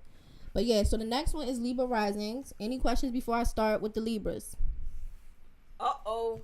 Libras, we're getting into y'all right now. Okay, so for Libra risings this week, Venus is going to be in what will be considered the 7th house for you guys. So, what would be in the 7th house again? Venus, their ruler. Oh, okay. Venus in the 7th house. That's a nice little one. Well, don't say well, be more. No, ahead. well, for a Libra rising, that might not be the best because it can feel at odds with dynamics of comfort, love, beauty, or their partners. So it could be a little bit rough on them. And because Venus is an Aries, it can be in detriment. And so it can be very impulsive and combative. And so maybe other people are compulsive and combative and aggressive with you at this time. And that can be a bit rough. It can be overwhelming. It can be hard to use teamwork to really work with these types of dynamics, especially since teamwork is on the menu to get through things, But I guess you can also use this as a way of, like, with Venus in the 7th house, it gives you a drive and ambition to deal with other people, especially if they're going to be on BS. And because it's Venus in the 7th house, maybe you might have to check somebody with something and it can go a little bit better for you than necessary, because I don't know, if people acting a fool, acting impulsive, you might have to get a little bit, you might got to pull up on them a little bit, and because Venus there, they might go sweet on you because it's in the 7th house. So, and you know what, you might go sweet on them, I don't know, because Libras have an interesting relationship. Libra risings have an interesting relationship with aggression and violence. Now, as far as in your Uranus, where you can work together and be innovative at to get through this time, Uranus is going to be in the 8th house for you guys this week. So this also can trigger sudden financial developments or like inheritances. Sometimes it's not always positive. Sometimes it's like more expenditures coming, or it could be sometimes it's money, like random money just flew into your pocket just randomly, But I would suggest you to try to just save whatever money you get. Joint resources can be affected. So maybe a partner could make more money or lose more money. Or you might find out like insurance or certain things that you thought would cover something doesn't, or things just ain't fitting up. You came a buck short. So don't take any new loans. Don't take out any credit, but try to work with people with joint resources and what they own. I might not have it, so you might have something where somebody was like, well, I have the money to front this, but I can like show them where to go, or I can physically do something. So y'all team up with a joint venture, or you use teamwork and joint resources, or debt or taxes, or like these types of things. So you can kind of strike a deal with that, or maybe you can work with your partner. And this is a time to build a team if you haven't already. Build a team. Use your team as a resource. These are also relationships that will last you probably a long time. Yeah. So that's another thing for this position. You can build up a team right now. And you said something that reminded me that I just want to say to everyone, because you also said this last week. Everybody, you make sure you watch your finances and you go over everything, what is being taken out of your account, because this is the transit for old shit. Like, let's say you usually good with your money and you organize and stuff. You're like, oh yeah, I wanted my car insurance to be taken out from this account, not this account, but then it get taken out of the account you didn't want it to be taken out of. So y'all all double check everything, double, triple check. Yeah. So this week, y'all gonna have a what is called an injunct or a quincunx. And so there can be an unease with restrictions, boundaries, or maturity in your relationship or with your kids in creativity or just your personality. So there's an unease there. So you could feel uncomfortable. There's something uncomfortable that happened with your partners, your lovers, your children, creativity, or it's like in your personality. Maybe you found out, like, you know, even with Michael B, whatever that happened, but maybe you found out you saw something in yourself and you felt like, you know what, I was being corny here and that makes me uncomfortable. You know, I wasn't really feeling that.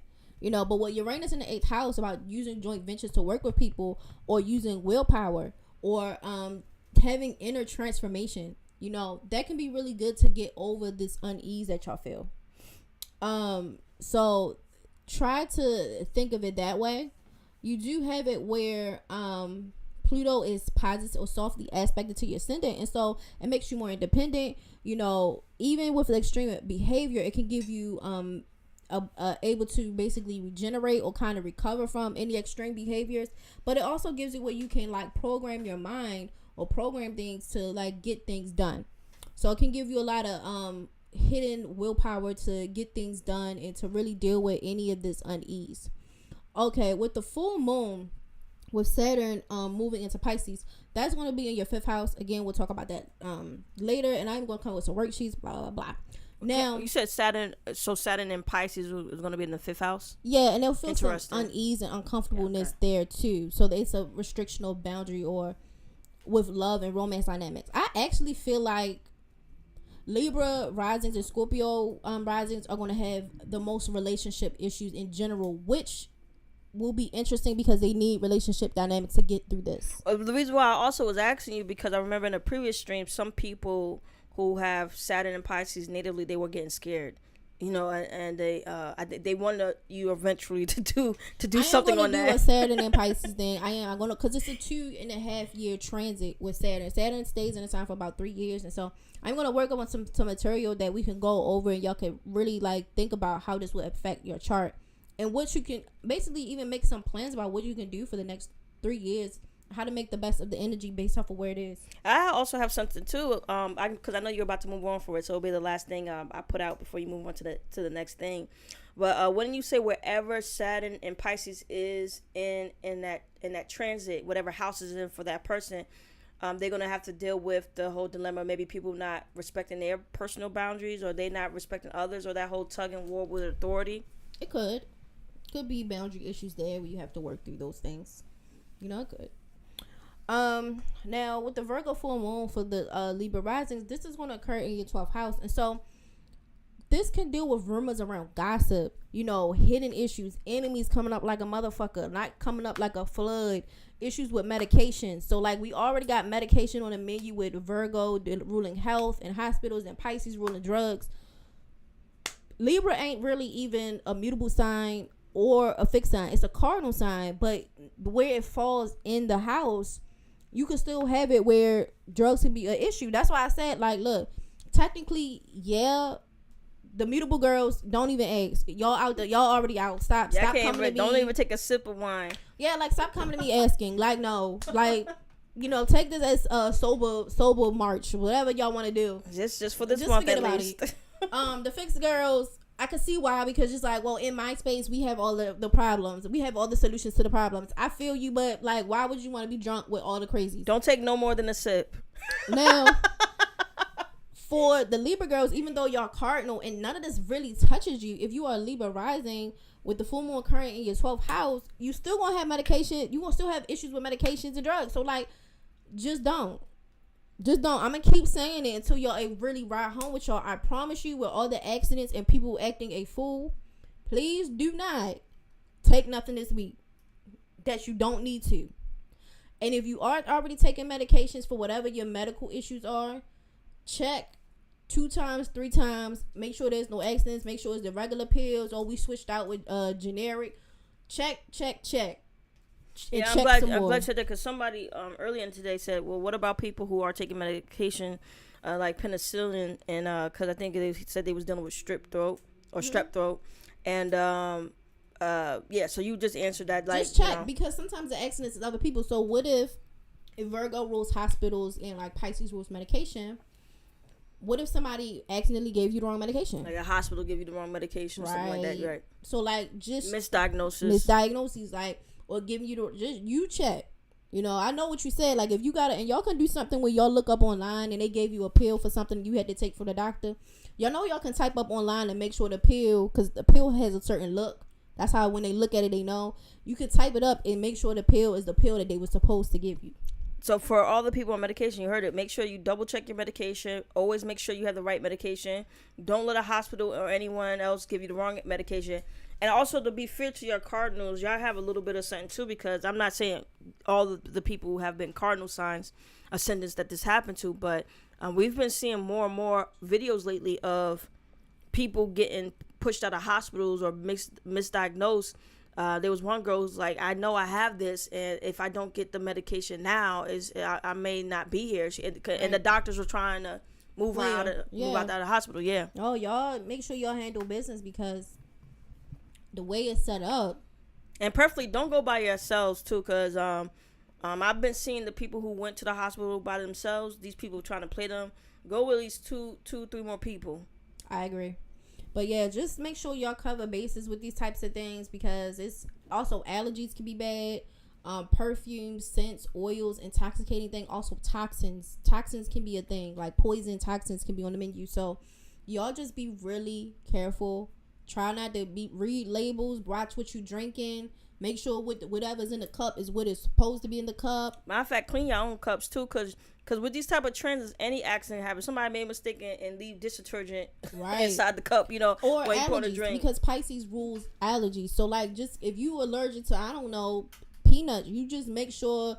Okay, is it even peanuts in the house? Yes. Okay, well, I'm gonna just wash everything and make it myself. That's you have to be very careful. Another great example. Think about it. If Pisces the sun, because a full moon is a sun opposing the moon. If the sun is in Pisces and that rules allergies, right? And then it's opposing Virgo, the moon, and Virgo rules hospitals. They're at odds with each other. So an allergic reaction could be at odds with you getting to the treatment or the place you need for care. Do not, and that's why I keep saying, y'all keep trying to find a loophole to grease it up, to slide through.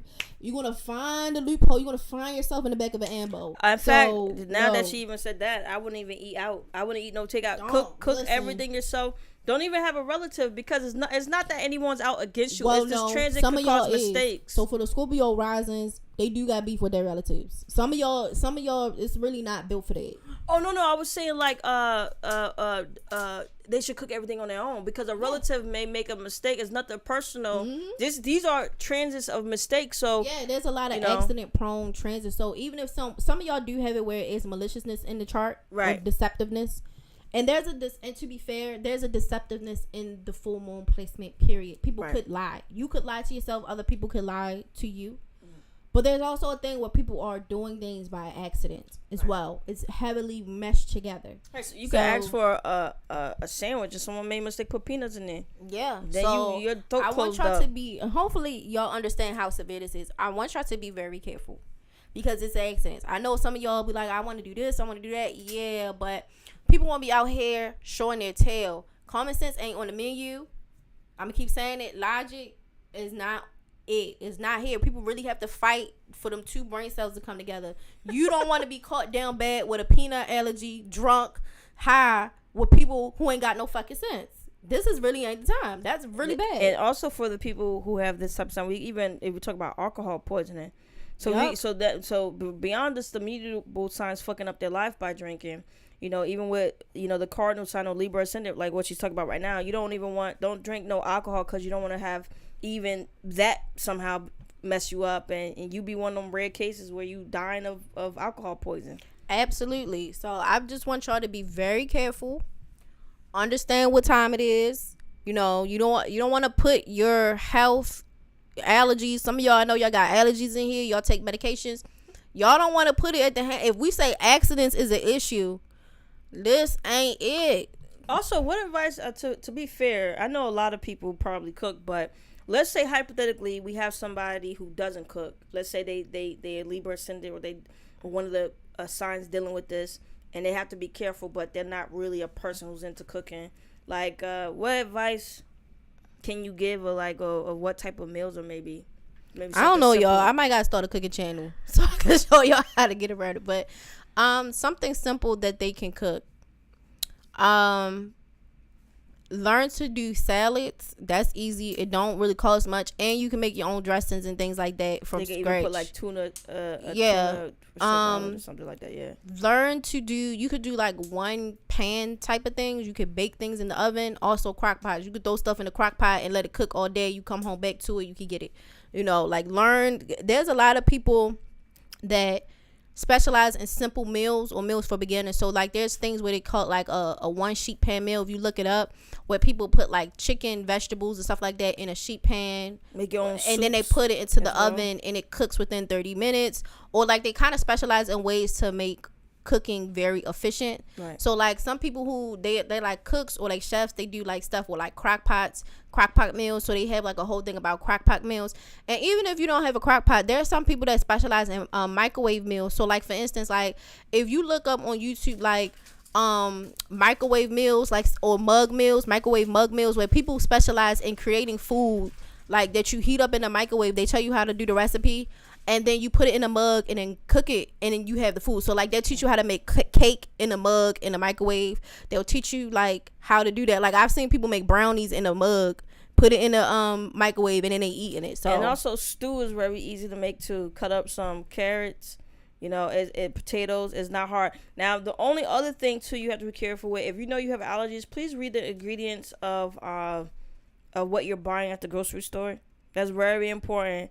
Don't just put it in your cart. For people with these cardinal signs as well, make sure that you're reading the label, whatever you're buying. And remember how transits also can make you more sensitive. So let's say you may have a slight allergy to something, and it usually don't bother you too much. Some of y'all might discover you have an allergy this transit. This transit is going to it could make it more hardcore for you. So you got to really be careful. That's why I said, like, try not to smoke or drink, because if you already got that on the menu, girl, let's not throw other things on top, other type of things, so y'all already got a lot going on. I would not suggest it. So the only people who can drink a sip of wine is the fixed signs people. I wouldn't even say, because I'm doing Libra, and that's you know what, just no, everybody is no. I think everybody's trying to find a way to get a little edge off, and it's just like no, because like even if it's not you still have to be outside with accident prone people. Well, you definitely should be even taking those sip outside though. Your butt be supposed to be in the house drinking that sip with a steak or something. So like I'm still gonna say no. Like I'm gonna stand on no. I'm gonna stand on. It is a good time for fasting. Y'all fast and do some prayer, affirmations, journal. Talk to y'all grandmother in the spirit world. That's what y'all do. Y'all talk to Avatar Aang. That's what y'all need to do. Like, stop it. Let's get back to Libra risings. So Libra risings, when a full moon. So again, medications can be an issue. Enemies, gossip, hidden issues, or like rumors can be an issue. Stay your butt away. Try to keep away from that. You don't want to deal with it. Y'all try to go off in your corner and not be bothered. Please rest and take care of yourself. You also could be taking care of other people.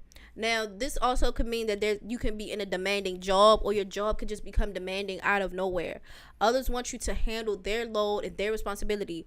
The positive thing is that it gives people the ability to be adaptable and have mental balance. However, there's an instability. These people can be influenced very easily overwhelmed very easily, and it's just a lot. So there's a lot of issues with like just absorbing things on a psychological and psychic standpoint, and so there could be a lot of hidden motives from them or other people. But on the good side, you could be really creative. So till March 20th, right? Yeah, this is like literally Lent. And you know what? Maybe the Catholics was onto something. I don't know, y'all. Also, Muslims. There's actually people who forget there are actually a lot of faith, the Catholics and Muslims and no, because Lent is in March. That's why they was like, wait a minute, maybe y'all on to something. Well, I was gonna say though, because Muslims fast a certain amount of times each month too. So I'm like, there's certain religious beliefs they do be onto something. And then also like what you said with the Catholics, when I was growing up and went to church, we was fasting every month too. Or particularly we used to do a big fast in February. You know, which at first I thought it was BS because it was Black History Month, but it's like, why am I fasting for Black History Month? Maybe the church was trying to say you to be spiritually open to the Black ancestors for Black History Month. I was, because I was laying down praying. I was praying that to be over. I can see a little cute biscuit head trying to be like, oh, please, Lord, if I could just get to eat today. Right, if I could just have a bitch some porridge. I don't care what I eat, bitch. I just eat some porridge, Lord. Did they give you any type of something positive anytime y'all as children? I mean, for children, when y'all was done with your fasting? Well, sometimes we would have to eat at least 1 or 2 meals. We might only fast for one because we still was like going to school, so we would have gym and recess, so they didn't want us passing out, so we would still eat. But on the weekends, we would fast because we not really moving around that much.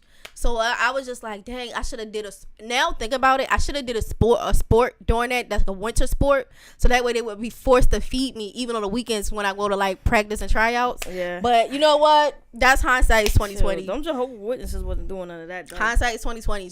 They made you fast against anything any fun activities though. Oh hell no.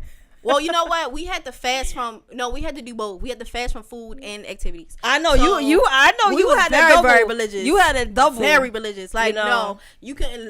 Girl, they had shut down Disney Channel. I was like, oh my god, like we couldn't do none of that. I was depressed. I had to read, which wasn't horrible, but like, I'm like, it's only so many times I can read the Twilight series before I'm just. That's over why it. I'm having my dad help. What you telling them kids can't watch that for? I wish I had a heathen father, because if I did, Lord, I did not have no heathen daddy, and I wish my mother had married a heathen. Because listen, this would not have happened, because the heathen daddies do break that up. Not to get on my mother, because we about to go back on here, but I feel somebody who's supposed to be that religious but you not marrying men you who are Jehovah's Witnesses. I'm telling you, Christians don't like to date, and they spend that, because I'm gonna tell you why. You want me to tell you why? Because they always want to keep trying to save somebody. I think it's like an eroticism, but also have a way out to do certain things. Yeah, it's erotic for them. Yeah. Oh, please, like even in the Bible, what was the one name who was dating a prostitute? That's my point. They spend that whole time just dating worldly people. We was on Thought Crimes last year, and one of the most Christian males in our chat was saying, "Yeah, I like Doja Cat." Yeah, you mean the witch? Yeah, you obviously see her doing wicked stuff. And he was talking about trying to take her to church, all types. I told you. But you don't want to be with a Christian woman? No, they don't, because they wanna spend that time trying to take the devil out somebody. They're weird. Right, let's go. They're weird. Let's get back to the no offense to the Christians, but I do notice a pattern. I'm like, y'all do not date in your faith. Y'all like to try to save people, you know. I just leave it there. I agree. With some of them. It's funny to me, but you know, I get it. Those are the ones that was split. But we'll go into that later. Okay, so by the 8th, again, the moon will be in the first house, so more impulsive, sensitive. The ascendant, they will be conjunct. So the good thing is that these give these people, again, adaptability, balance. Let me see. It can also make people stable in certain ways, because they can be very much so influenced to the public or publicity or the environment around them. They also have it where they can be intuitive and understanding, but again, you're still, with it being intuitive, you're still taking in the receptivity around people, so you just have to be careful and watch your mood. The downside is that they can be impetuous. They can find it hard to adapt to new situations, and really should stay away from alcohol in general, particularly Libra risings around the 7th and 8th. I would not suggest it. How the chart is aspected, I would not get on any alcohol or drugs. This can be an issue, you know. Well, it's interesting also, we're talking about this when they're talking about Adderall, and they're saying they have more drug crises that are happening right now. So there's, unfortunately, there are going to be a lot of people with various type of risings who've gotten caught up in the whole drug thing. And it's also interesting how the big pharma is being exposed again when we're talking about this transit. Not too long before this transit, we had Woody Harrelson. Woody Allen is the pedo. Yeah, Woody Harrelson called out the whole COVID vaccines and on SNL. And you have other people who are talking about big pharma as well right now. Yeah. And that makes sense even because Neptune is in Pisces right now. It's been in Pisces for the past couple years. And so it kind of is in its rulership. And so it can double down on mental illness, criminal behavior, drugs, stuff like that.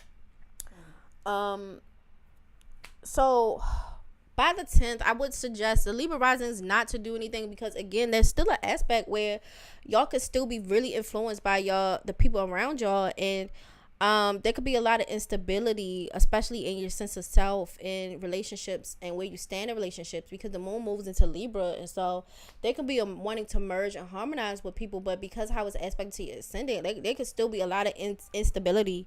That's probably why y'all really should not be drinking, because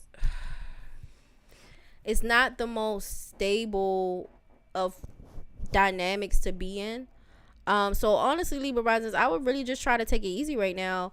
Don't try not to do too much. And everybody, please tip people during this transit, because going into more chaos, you don't know what is going to happen. Somebody may have a bad day and you don't tip them, and then they banging on your door. You know, I'm just being honest. Just make sure y'all tip people too. Yeah. Let's see. I grew up. Oh, it's Hosea. Yeah, I knew it was one of them. I said that's the archetype right there.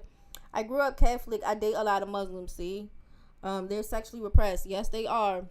I said some Christians be wild. They can be if they be all over the place. They can be.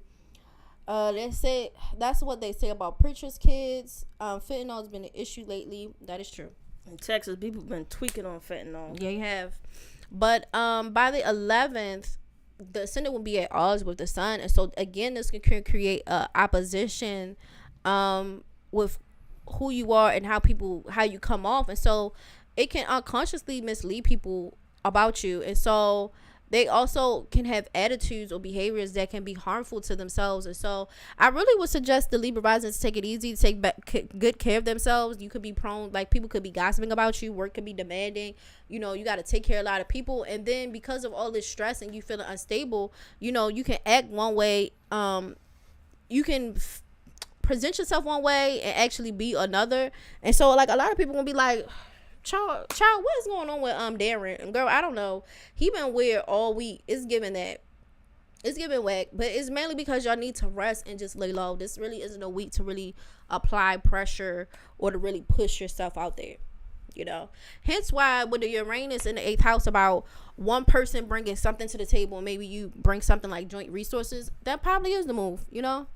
You know, they come with the money. Maybe you come with the physical labor. I don't know, something. You know, I'm gonna go run it up there. If you can meet me here, I can meet you over there. Stuff like that, because it does seem like a very strong burnout energy.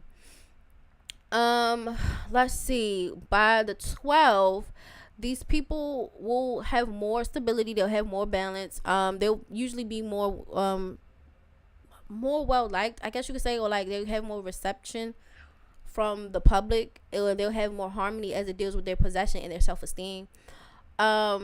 They also will have a little bit issues with the Mars energy.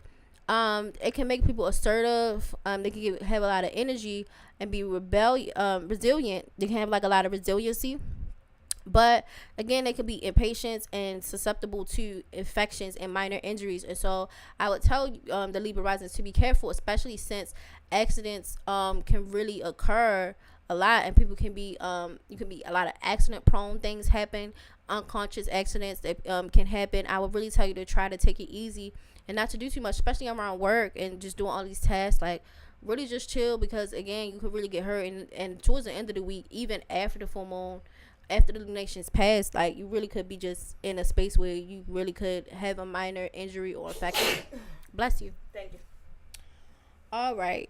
So as the week goes on, even though, you know, we did tell you guys to look to Uranus to basically set you free, the Libra risings are going to have a little bit of issue, because the good thing is that it makes them very original. They have a lot of originality or innovation. The bad side is that again, the shocks and rebellions, y'all acting so wild that at any cause, like having these reactions at any cause, like it can really just give people a bad taste, you know, in their mouths. So like I would suggest y'all lay low this week. Like, it just seems like y'all kind of all over the place, and mainly because y'all tired. People, it's demanding. It's a lot of demanding external factors. You do have an aspect with Neptune, and so again, intuitive understanding, but again, impetuous, hard to adapt, issues with drugs, issues with alcohol. Try to chill with that, or encountering issues with people on drugs or alcohol. Try to chill. You do have it where you have Pluto is trying the ascendant, and so there'll be again independent extreme behaviors, but it's kind of, I guess, good for the extreme behaviors, because I guess when dealing with all this intensity and possibly people lying and having rumors about you, I guess it could work out. But because you're so mentally unstable and exhausted, I think you kind of would have a hard time tapping into the Pluto energy about where the, I guess, people are being demanding or underhanded at. So but yeah, you guys will be very physically resilient, mentally resilient, be able to transform a lot of things. But I don't know if y'all really could tap into this as much as you could, because most of this week y'all pretty burnt out. I don't know what y'all really could do with that, you know. It's very interesting, but y'all spend a lot of the week being burnt out, take your time, and being sensitive with drugs and alcohol. So I would suggest y'all to be very, very careful. Take bubble baths. And honestly, the Libra risings ain't even immutable ninjas. They ain't even immutable ninjas, but they really have it where people could just be wearing them out this week. They could take bubble baths. Make sure y'all relax, meditate, and stay to your work and your passion, and be with sensible people that you're build up that team. Take your time, focus on that. Yeah. All right, now we're about to move to the Virgo risings. Any question, Libra risings, before we move on? Any questions before we get to them Virgos? Virgo risings. All right, so they usually take a little bit more time. You want to give them a little more time? Yeah, because sometimes the comment. Too bad. I'm out of patience. Be more out of patience because she has a Scorpio rising.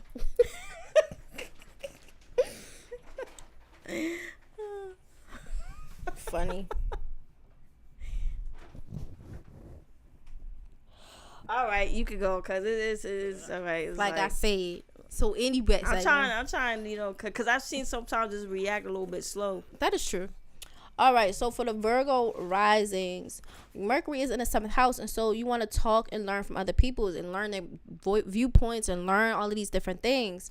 But the downside is that it can give you split decisions, because you're considering too many things. It's like your mind is always with others, and so some detachment could be really great for this, because you always, I wouldn't say it's bad, but like when it comes to decision making, this can be bad, because again, like too many viewpoints coming in. I think it's great that you can see from other people's point of view, but can be a little bit all over the place. Speaking of troublemakers, we just have one that entered the building, Tyler Bennett.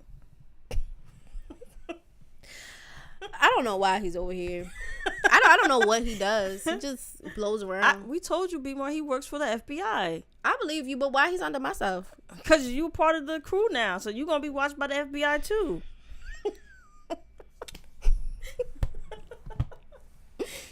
All right. So, yeah, it could just give you split decisions, and you thinking about other people and other viewpoints a little bit too harshly or too intensely. Chiron, which is considered another ruler of Virgo, is an 8th house, and so it deals with aspects of manipulation and control and violence and being in life-threatening issues or dealing with very intimate and intensely intimate issues. So, with this being said, let's see. They said that Joe Budden may have apologized to Michael B. Jordan. I'm about to go check that out. That's interesting, because both of them have predominant Virgo placements. So Joe Budden is a Virgo, and Michael B. Jordan has like a Virgo rising, if I remember correctly. I think he's an Aquarius with a Virgo rising. So as y'all can see, all the Virgo, Gemini, and Pisces people, even some low-key Taurus people are coming out. All the main players All the main players. So yeah. Let's see. There could be some issues with memory. They hard to understand. They can understand others but not always interpret them correctly. They can have some problems in emotional areas, and they can be inclined to gossip. So maybe, I don't know, maybe the Virgo people is running their lips this week. I don't know. Or maybe people are gossiping about them. They're very intelligent, but they can have issues with deceiving or lying to people, or someone lying to you, or you could be deceiving yourselves. Give me a second.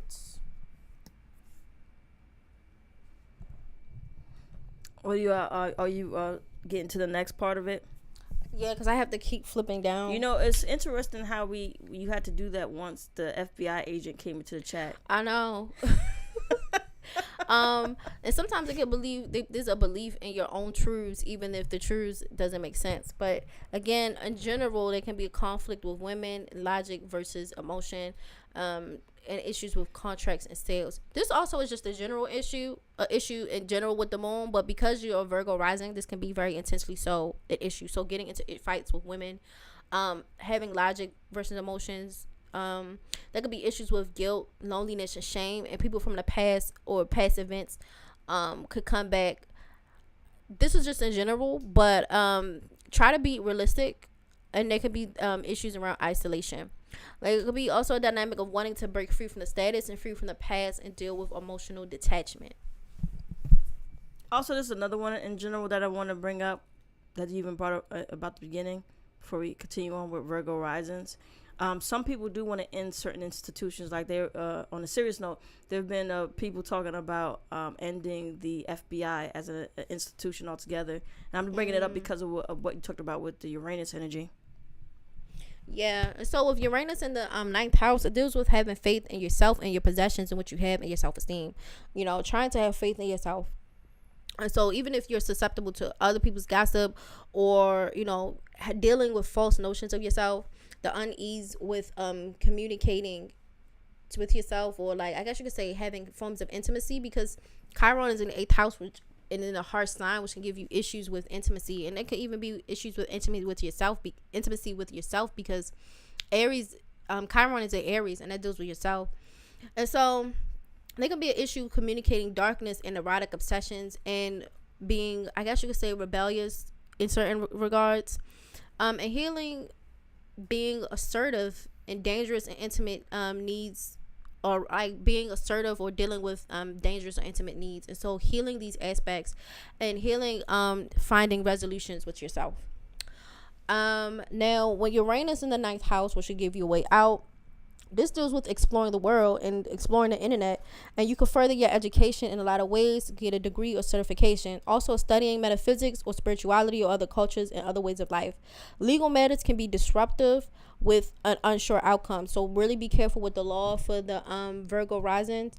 And you should avoid initiating lawsuits if at all possible. This is an interesting energy here, because we're talking about Virgo risings who can have a lot of nervous energy, or it can come off as having nervous energy since it's their ascendant. And with this combination in the 9th house, we're talking about the 9th house that also deals with freedom, and then Uranus that deals with freedom. That's something they both have in common. Right. So that it would be quite interesting to see a group of people that may be perceived on a normal basis as different really may want to come out and have, I guess, freedom of their own thoughts and philosophies and different things like that. Maybe even travel. I could see that. By also just being on the internet too. Yeah. Can like expand, or like, this is where I think the Mercury in the 7th house, like learning other people's point of views. The only bad side is that it gives them an issue with pulling the trigger on their decisions. Right. So again, healing yourself, coming to terms with what you want, your own desires, they're really going to have to work on that. And watch the gossip and gossiping about other people, or lying, or people lying on you. You would just have to be mindful of that. And I do think it's interesting that the Libras and the Virgos do have to watch that this week. Well, Prince said that there's rumors, this has not been confirmed, but rumors that the Smiths may sue Chris Rock for the stand-up. Again, it's not confirmed yet. This is just rumors, but it is quite interesting to see what's going to happen with that. That is true. Okay, so on the 5th, you guys are gonna have, again, adaptability and have a mental balance or emotional balance. But again, because your moon is there, you can deal with the receptivity of other people, especially with Leo. And this will deal with the receptivity of lovers, children, your own creativity and your own sexual desires, because this can deal with certain forms of sexuality or just being sincere or speaking from a very heartfelt place. This also deals with aspects of play and different things like that. Let's see. The Ascendant can be at odds with Venus, and so this would give people, not at all, it's more so at the best it would be a trioctile, but this would give people an aspect where they can be charming and people will be pleased or feel friendly toward them. The only thing is that they can be clumsy in their speech and clumsy when socializing with other people, mainly because you're uncomfortable with self, with the whole Aries aspect. And so I really would suggest really trying to work on your self-confidence and being more at home with who you are and yourself, because people do like you, but if you have an issue with your own desires, your own self, and it's aspects with intimacy, any type of relationship dynamic would be an issue, including people feeling friendly or kind to you or anything like that.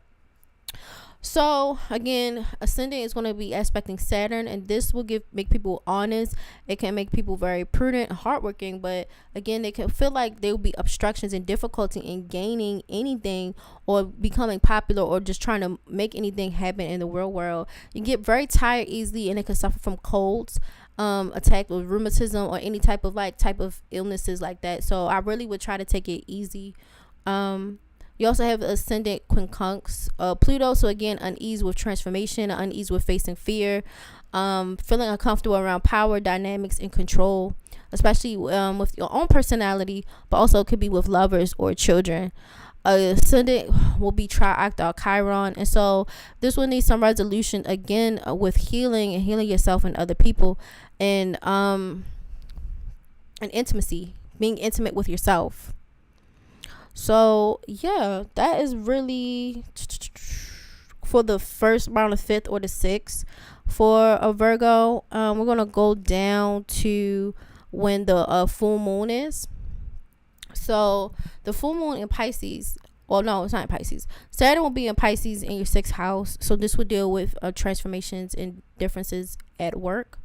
Really 6th and 7th if you want to be technical, but the full moon in Virgo will happen in your 1st house, and so this will deal with partnerships and emotional needs and unrealistic expectations.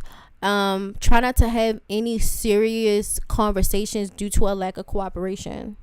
And you already have gossip and lies and type of all over things happening. And again, this is why, again, to a certain extent, the Mercury in the 7th house doesn't help, because it's a considering of too many opposing viewpoints and too many things.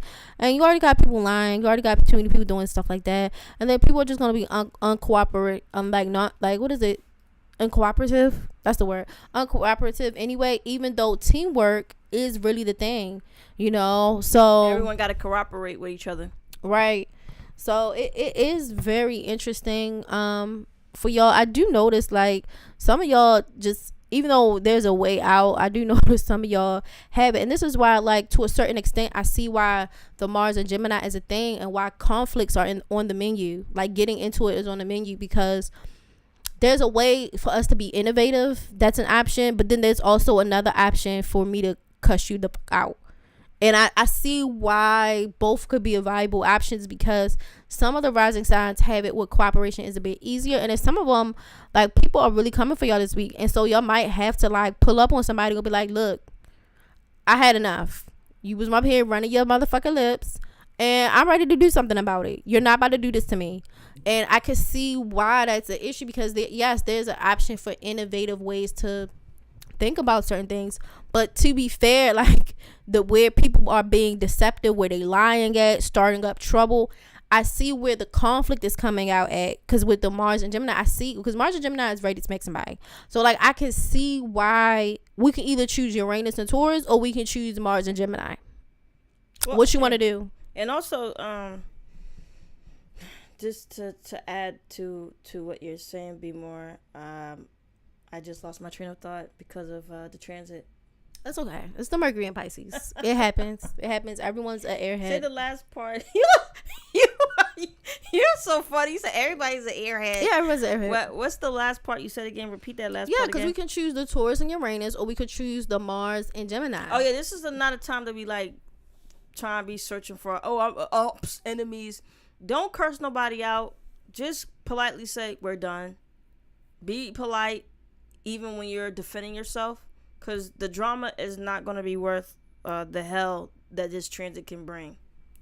I can see that. But to be fair to some of this stuff, for some of the rising signs of how it's set up, you being nice isn't going to do anything. So for some of y'all might, again, I'll keep telling y'all to try to go with the Uranus way. What I told you about. For this case, we said that the Virgo is in the ninth house, with Uranus in the ninth house.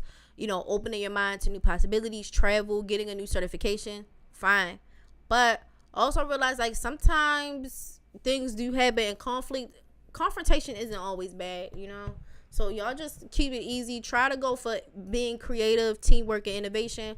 But I also know that some people hood boogers, and so sometimes you might have to check them on their behavior. And I'm not saying y'all fist fighting at work, right, but really like saying like, no, you need to stop. Because this is also the internet. So you could, if you be too aggressive for an area you don't need to be in, you could get caught being blasted on the internet. I'm not saying bully nobody. No, I'm saying like standing your ground. Like, listen, enough. We in agreement there. Cause like for the Libras and the Virgos, like people, it's clearly like people lying, stirring up drama. You could politely read people. You sure can. That's what I'm saying. You gotta be smooth with it in this transit. Don't be all raggedy and ratchet, because you could turn a win into an L. So you want to be like, if somebody getting on your nerves or doing something foul, you already know how to read them their rights without making you come out of character and making you look bad. And if y'all can't, just watch some Dynasty with Diane Carroll, because I feel like Diane Carroll's character on there was like top notch, getting smart with people and still going on about her way, you know. But y'all gotta learn how to classy. But like checking people. There's nothing wrong with that. It's not you over there fighting. This is where the conflict could be at. But checking people on their behaviors, like, look, not cool. And you're not about to do that neither. Moving on. You know, because some of y'all have it where the enemies, the ops are just coming out like a flood this week.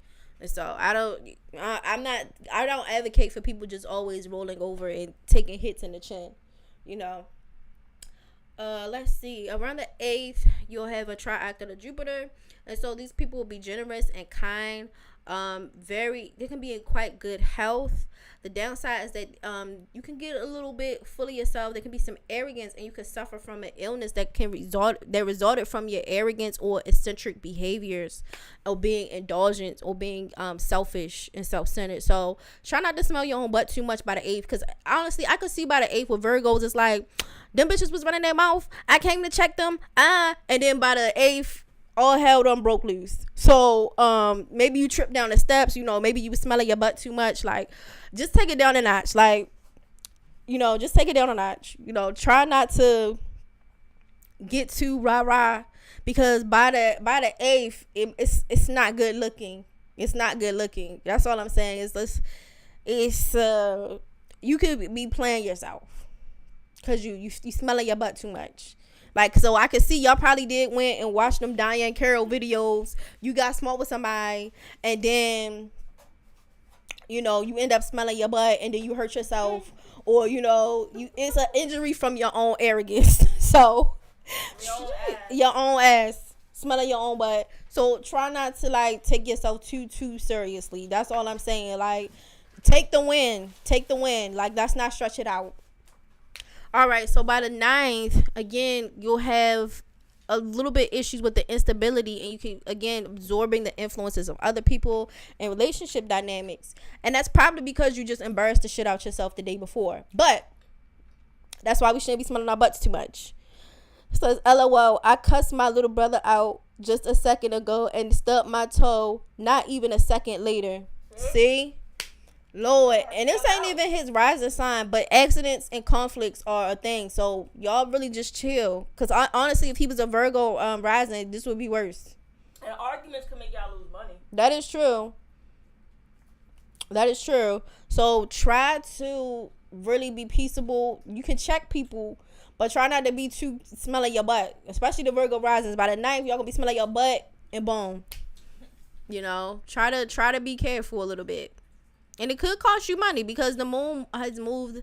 Well, where the aspect is moved into the 2nd house. So, all right. And by the 10th, you try to recover. You try to get a little bit back together. You know, you can communicate more without feeling like all that second half had embarrassment. And I think the message of it really soaked in. You know, you really took in and is like, you know what? I can defend myself and I can check bitches, but I don't have to become, you know, like the people I just checked. That's what I'm saying. You don't gotta be acting like them white people was acting like them white gorilla apes on January 6th. You know, there's better ways to deal with things. You know, so just chill out. You know, try not to take it enough. Ooh, Lord, they going in on Topaz. They said my accent was funny, but they said that you got a wrench and didn't listen to nothing BMORE said about the transit. And yeah, fuck you bitch. Like, listen, teamwork. That's why I say, like, y'all try not to get too rowdy. I'm not saying not to check nobody. I don't know what Topaz's brother did. He probably was being raggedy. I don't know. Your brother took your soda. Let's just say that out the refrigerator and he drunk it. Be like, bro, stop disrespecting me with my stuff. You're going to pay me back for the soda. But big bro or little bro, it's just a soda. No. Man, I don't care. Put my stuff big. If you're going to drink something, at least replace it. But don't go all cursing like, oh, you funky bitch. Like, no. Learn from Topaz. You know what? Topaz is always a lesson. Y'all notice every week, Topaz, we learn from Topaz's example. You know, that's it. All right, so by the 12th, again, still feeling a little unstable in communicating, but you'll be charming, you'll be friendly, and they will want to please others, and other people will see them as likable.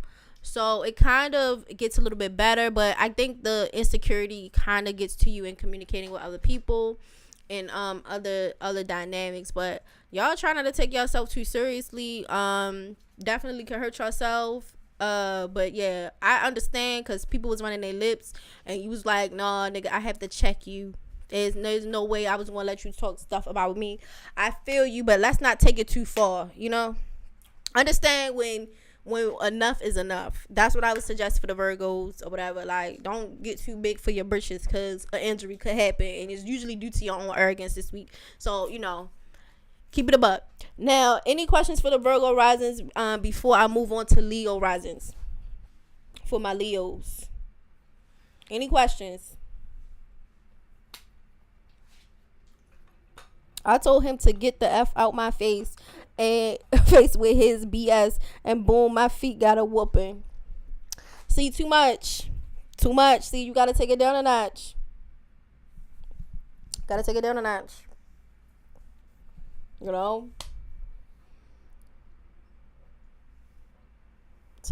take it down a notch.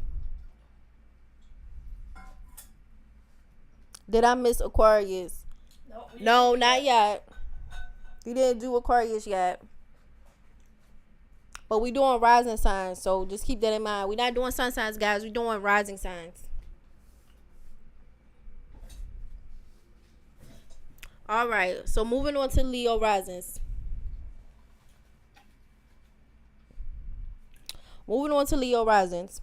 So, it says, so my sun, Mercury are in the 9th house, so I should hide for a week.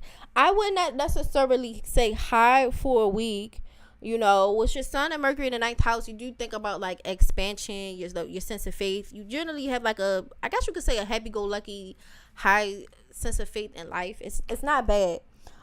Just general well-being. But I can see with a Virgo rising, I can see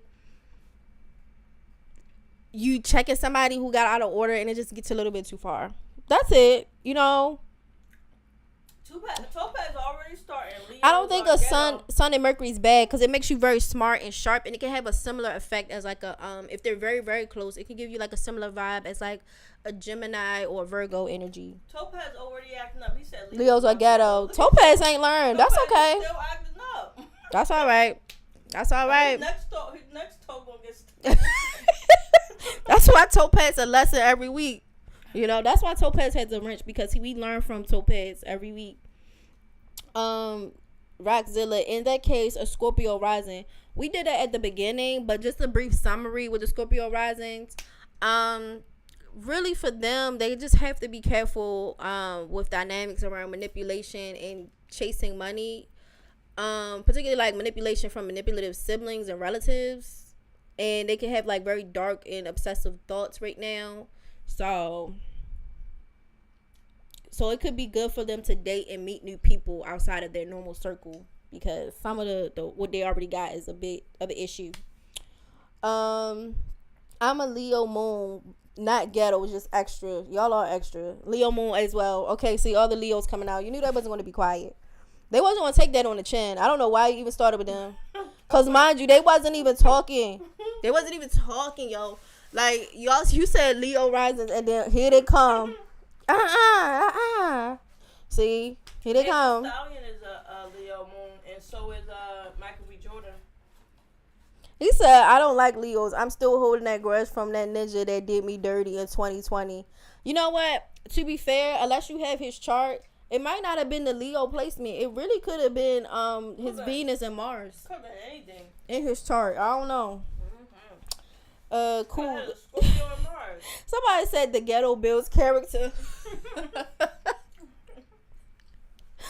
Okay, so for Leo risings. Okay, so the sun is in the 8th house. So again, it builds passion, self-reliance, willpower. Dealing with secrets and financial security are the main focus around this time. With the sun semi-sextile Venus, this means that, you know, these people can be very romantic and lackadaisical, and so they'll think about pleasure, comfort, socializing, and it really could be indulgent to the point where it can go too far. And you have to be careful of like keeping your generosity and your indulgence in check and not doing too much. You know, try to spend time with people and try not to spend too much on people, you know, but they can be very, very indulgent. So I guess little lover girls, and they're very intense and passionate. So I don't know, maybe they got a secret boo somewhere. I wouldn't be shocked. It's square Mars, and so again, these people have physical strength, the ability to work hard. However, they'll be prone to take unnecessary risks, which would mean they would be too impulsive and easily excitable, and they could be very, very selfish at this time, especially in groups, especially in dynamics of friendships, you know, and friends, like dynamics like that. So groups, networking, organizations, you know, friends. I think that pretty much covers the 11th house. Hopes and dreams. What else is in the 11th house? You know, to a certain extent, like people who are like unique and quirky or that beat outside the box, but stuff like that. But yeah, it can be very intense and selfish at this time. And I know people were like, well, they're Leos, but I'm like, sometimes they can take it too far. Anybody can take it too far. You have the sun semi-sextile Jupiter, and so these people create like an idealistic type of point of view, or they're very idealistic, I guess. They can support various movements and clubs. These people are often willing to make sacrifices, and they can be overly optimistic. And some of these clubs and groups really aren't the best, but like they could be very over optimistic, and they would like to travel. But they really are going to be prone to commitment. So I can see why there's a selfishness there, because, you know, they'll be prone to, I guess, playing the field a lot, or just being a little bit, you know, self-centered in their regard to, you know, where things are. Maybe y'all engaging in a lot of sexual activity. I don't know. Mainly because of like where the sun is placed, you know, in general. For Leo ascendant? Yeah, because it's in like the 8th house. Their ruler is in the 8th house. How's the Leo ascendant? They have sun sextile Uranus, and so this brings independence and being unconventional, like conventionality. They want to be creative and independent. They want to work on projects and things that benefit society. They want to be original. They want to be progressive. They want to be different and show their uniqueness, no matter what. And they want to be like teachers and mentors and lead by example, And this leads me to Uranus, because this is Uranus aspects and it's in the 10th house. And so this can mean that these people could be prone to changing their careers, whether to their advantage or disadvantage. And you should really be careful about this stuff, because you should cover your bases. Like, listen to what's going on at work, what's going on around. And, if your job feels restrictive or lack growth, it could be a time to search for a new position or try something new. But be sure it's real, and just not because you want to have freedom, or you really just want to be out here being progressive in society and really doing something, or just wanting newness. Because some y'all might get out of a good position and then put yourself in a worse position than what would be really good for you. So Topaz, Gemini brothers are annoying. I got a Gemini brother. They get on my nerves. I can see that. I can see that being a bad sign for a sibling. Annoying. Yeah. I mean, golly. And always get into trouble. Yeah. They can be very mischievous. Okay. And then y'all have it where the sun is octile Pluto. And so this aspects can create very stubborn people. They have a tendency to tell people what to do. They can be bossy. They can be controlling. They always try to persuade people about changing their minds or changing their behavior. And these people may encounter death or profound changes in their surroundings or intensity. And more often than usual, they usually have a tendency to influence others through effective manipulation at a subconscious level. At first, these people seem kind, but in reality, they can be manipulative and controlling. And however, they're often unaware of this. And so, this is the vibe for Leo risings at the time. I don't know what y'all got going on. I don't know what y'all doing. It's probably because some of them got Capricorn moons in their natal chart. It's the rising sign, and so it's just what the sun is doing right now. No, I know we talk about transit, but I was thinking about some of their natal charts. You got some Leo ascendants in their natal chart that they have Capricorn. Maybe a little, so their natal chart, they'll come off as one thing, but they can be a little bit grumpy and moody. I can see that. Right now, Leo has Lilith transiting. Lilith is in Leo, so this can give a me versus them type of issue. It can give you willpower issues. It can have you vying for sexual attention, and overall can make you very selfish. So right now, the ascendant could be at odds with the sun, and so everything I just read about the sun just now, the ascendant sign can make you kind of at odds with what I just previously read, and it can actually make it where you're gonna have to find resolution to these types of themes. And so this can indicate the relationship between their behaviors and their true identity can mislead people. And so y'all can come, what I just read is one thing, but then about to read something else where it's gonna be y'all could come off this way, but how y'all really are, or how y'all really truly feel about yourselves, or what your true identity is something completely different. So I don't know, y'all could be hell on wheels on people. I really don't know, but it actually creates a polarity of who you really are versus how you're coming across could be an issue. You have your ascendant trine Neptune, and so these people are very intuitive. They're very understanding. They can be quite creative, and maybe they can come off like little lover girls or lover boys. I can see that being a good thing. The ascendant is at odds with Pluto, and so this aspect can make people independent and sometimes have extreme behavior, and they can have resiliency. The body can be resilient. They can be physically and mentally resilient, or have be careful with drugs too. Yeah, everyone needs to be careful with drugs. We already established that. We not. It doesn't matter. No drugs. Everybody's no drugs. The negative sides about this is that people do not realize that the impression that they're making on other people, and it can harm themselves and harm their reputation. And so I can see that with their power play dynamics, it's people can come off a certain way and not really understand why people are coming with all of this smoke and coming with all this energy with them. The Leo risings really should be careful.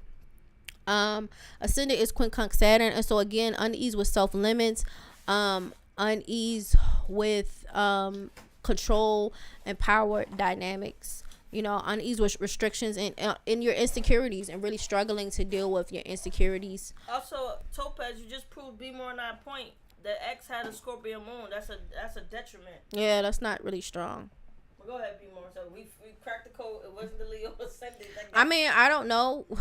I don't know Topaz's chart, so it could have been either or. Because sometimes, the signs don't really go well together. Because, like, you think about it, like, some of y'all charts by yourselves on your own chart don't go well together. And then you want to add another person, and their chart might not even go well together. And then both of y'all charts don't go well with each other. So it's like, Lord. Yeah, Scorpio. Okay, so around the 7th or 8th, we have Saturn and Pisces. It'll be in the 8th house. During this time, we have the full moon in Virgo, and this time for the Leo risings, this will be in your 3rd house, and so this will make it bad for travel. And remember, we said a lot of accidents and drugs are going to be happening, and people being manipulative and slick. So I would not travel during this time. This would be really bad for travel for the Leo risings. In-laws could be an issue. Have educational problems can pop up. Writing or things like that, or forms of communication. It could be misunderstanding. There could be lost information. Legal matters could be stalled, and there can be a lot of emotional thinking. So honestly, I would try to hunker down if I was a Leo rising, and just not do too much, because it just seems like travel could be an issue. All these types of things could be an issue. So really, just try to take it easy.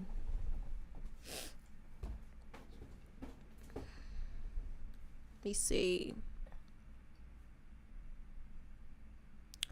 All right, around the 8th, again, the moon will be there, so it gives people, you find a little bit more emotional stability, especially in the way you have conversations with people you have relationships with.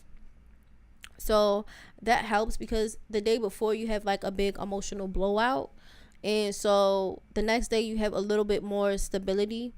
By the 9th, again, it can kind of be a little flaky, because there's more hidden instability or hidden issues and hidden instability at home. And around the 11th, the issues where you have a split in how you come across and who you really are should start to close up, because your behavior will start to reflect who you truly are, and there'll be harmony between your actions and your behavior, and people can really see you for what's really going on.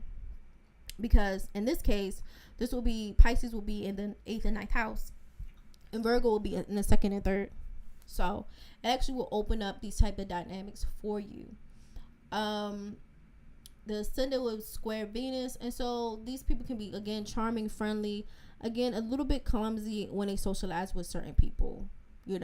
Can be a little bit of aggressive, but again, by the end of the week, you're learning, my actions does have consequences, and it can make people see me a certain way, and it's not really the best. Like, it's like, I can see why y'all don't like me.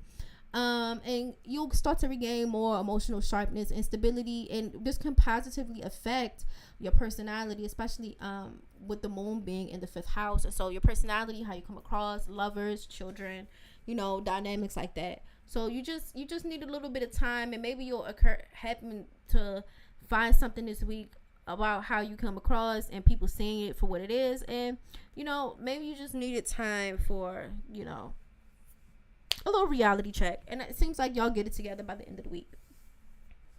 Any questions before we move on to Cancer risings? Let's see. The Scorpio moon, Gemini and Venus, that's kind of like flighty. Leo and Mars, that's not bad. Y'all made me look his podcast up. Taurus rising too. I had to go look at his chart again. Listen, BMORE, I'm a Virgo moon, Sag and Venus. Well, I could see why, because y'all, the Sag and Gemini can create that whole type of thing. And I even think there's some synergy with the Virgo and Scorpio moon too. Pisces and Mars, I can see the Leo and Pisces doing something. I don't know how these conflict with each other. I think the Virgo and the Scorpio, y'all can be kind of both secretive and sneaky. That's the problem, halfway. And then the Venuses are a problem too, because both Gemini and Sag and Venus, they're not really known for commitment. They're kind of like, not really heavily committed signs, unless other aspects make it so, but they really don't care about that. Alrighty, so for the Cancer risings, currently the moon is in the 3rd house, and so you would have to pay attention, especially around the 5th and the 6th, your 6th senses, and watch your energies, particularly negative energy, in which you're absorbing. Home and relocations can be an aspect, and also having dramatic responses, especially in dynamics of fun, social activity, romance, kids, and investments. Your ascendant will positively aspect Mercury. Give me just a second. Come on. Okay. It'll positively aspect Mercury, making you very curious, bright, and open. Because your Uranus will be in the 11th house, which will break up some of this energy. During this transit, you will be in various groups and activities and clubs, and again, the socializing will be great for you, and you'll have new friends and networking and contacts, which can have positive influence in your life, and it could open you up to new opportunities, and your life goals will probably change now in unexpected directions. And so with Saturn trying this, it make you more prudent, more responsible, more honest, and more hardworking. Again, you have Uranus octile your ascendant, which even though, you know, being open to new opportunities and meeting new friends could be a thing, it makes you very original and skillful. But the downside is that you will want to shock and surprise people, or like, I guess, turn heads in any type of way. Like, it doesn't matter, you know, what the reason is. It's not always positive attention. And so your ascendant is square Neptune at this time. Again, very intuitive, understanding, creative, but again, hard to impress people, can be stubborn, impetuous, and you should really stay away from alcohol and drugs. And I understand these are cardinal signs, and I understand like the main sign will be like mutable, but I would suggest you not to really fool with any of those things too. You have your ascendant quincunx Pluto, so transformation, change, and intensity can make you feel uncomfortable, and so like you'll vie for all of this attention and to be seen and all of this other stuff, or just want to be noticed in these group dynamics, and you know, but you're uncomfortable with the intensity and these power dynamics and control that can come from it, or like the judgment that you could get from it, which I find very interesting. Hey Jen, honestly, you know what, Jen? I feel like I haven't seen you in a while. You haven't? What's up, Jen? I just saw her on the last live stream we did on Thought Crimes. I'm happy to see you back. I know. His ass was definitely sneaky. Boy had me thinking he was something, and he was saying other niggas. See, and that's why I said like. But you sneaky too. It's just that he's out sneaking you. Scorpio moons can be sneaky with sex, and they can be liars. You know, they both sneaky. Jason Momoa almost got in trouble. Listen, no Scorpio moons. Scorpio moon. None. I agree. Not for put dating. them back. Not for dating. Definitely wouldn't do no. You have to give them back to Jesus. So I give I know, it like, all away. Like, but I'm just like light sneaky. I'm just fucking around. Well, he Scorpio moon don't be. So yeah, back to Cancers trying to impress people and embarrassing themselves this week. You know, it's a lot of people embarrassing themselves this week. You know what? Don't feel ashamed. You know, yeah, maybe Ja Warren. They on Twitter making fun of John Moran, call him Ja Warren. All right. So by the 6th, Cancers, the moon will conjunct the IC in Virgo, and so you'll have a sixth sense. You want to again protect yourself from the negative energy, and you'll be back at home, and you want to focus on home and home dynamics. You also probably would deal with projects and things around work, stress, and pets, and maybe there could be some issues with criticism and your in communicating with others, or criticism about your home life, or something that is hidden that you keep close to the chest that nobody would know about, but somebody found a way to criticize it and probably blew up your whole spot, which is why I could see why there could be like embarrassment, you know. I'm done with the fast. I hate attention with my Leo moon. I can't help it. The Cancer risings gotta chill though, because I feel like they're gonna try to fight for attention. Because don't get me wrong, Cancer risings, y'all are gonna have a lot, meet new people, but like just chill, you know. Like y'all gonna meet new people, y'all gonna make friends. Don't worry about it. But like stop with all of this flexing. This flexing always get people in trouble. Like, y'all doing too much. You know, don't try to like take yourself too serious. You know, like it's okay. You know, because it's like y'all attention seeking, and attention seeking can get out of order. You know. All right. Hey, Sins, good to hear your voice. Okay, LOL. Give them back to Jesus. Yeah, girl, give them back to the Lord. I give myself away so you can use him. I give my ex away. I give my ex away so you can use him. Thank you, Jesus. Yes, Lord. Take him back into your arms. Hallelujah. Yes, give him back to the Lord. John annoyed me with that play toy ass gun. Toy look dumb. It did look like a bitch gun. Yeah. Let's see. I'm a Cancer rising. Sound like I need to sit down somewhere. Just a little. Okay. Not bad. Cancer rising. I'm here. All the Cancer risings came out. Okay. It's not horrible, guys.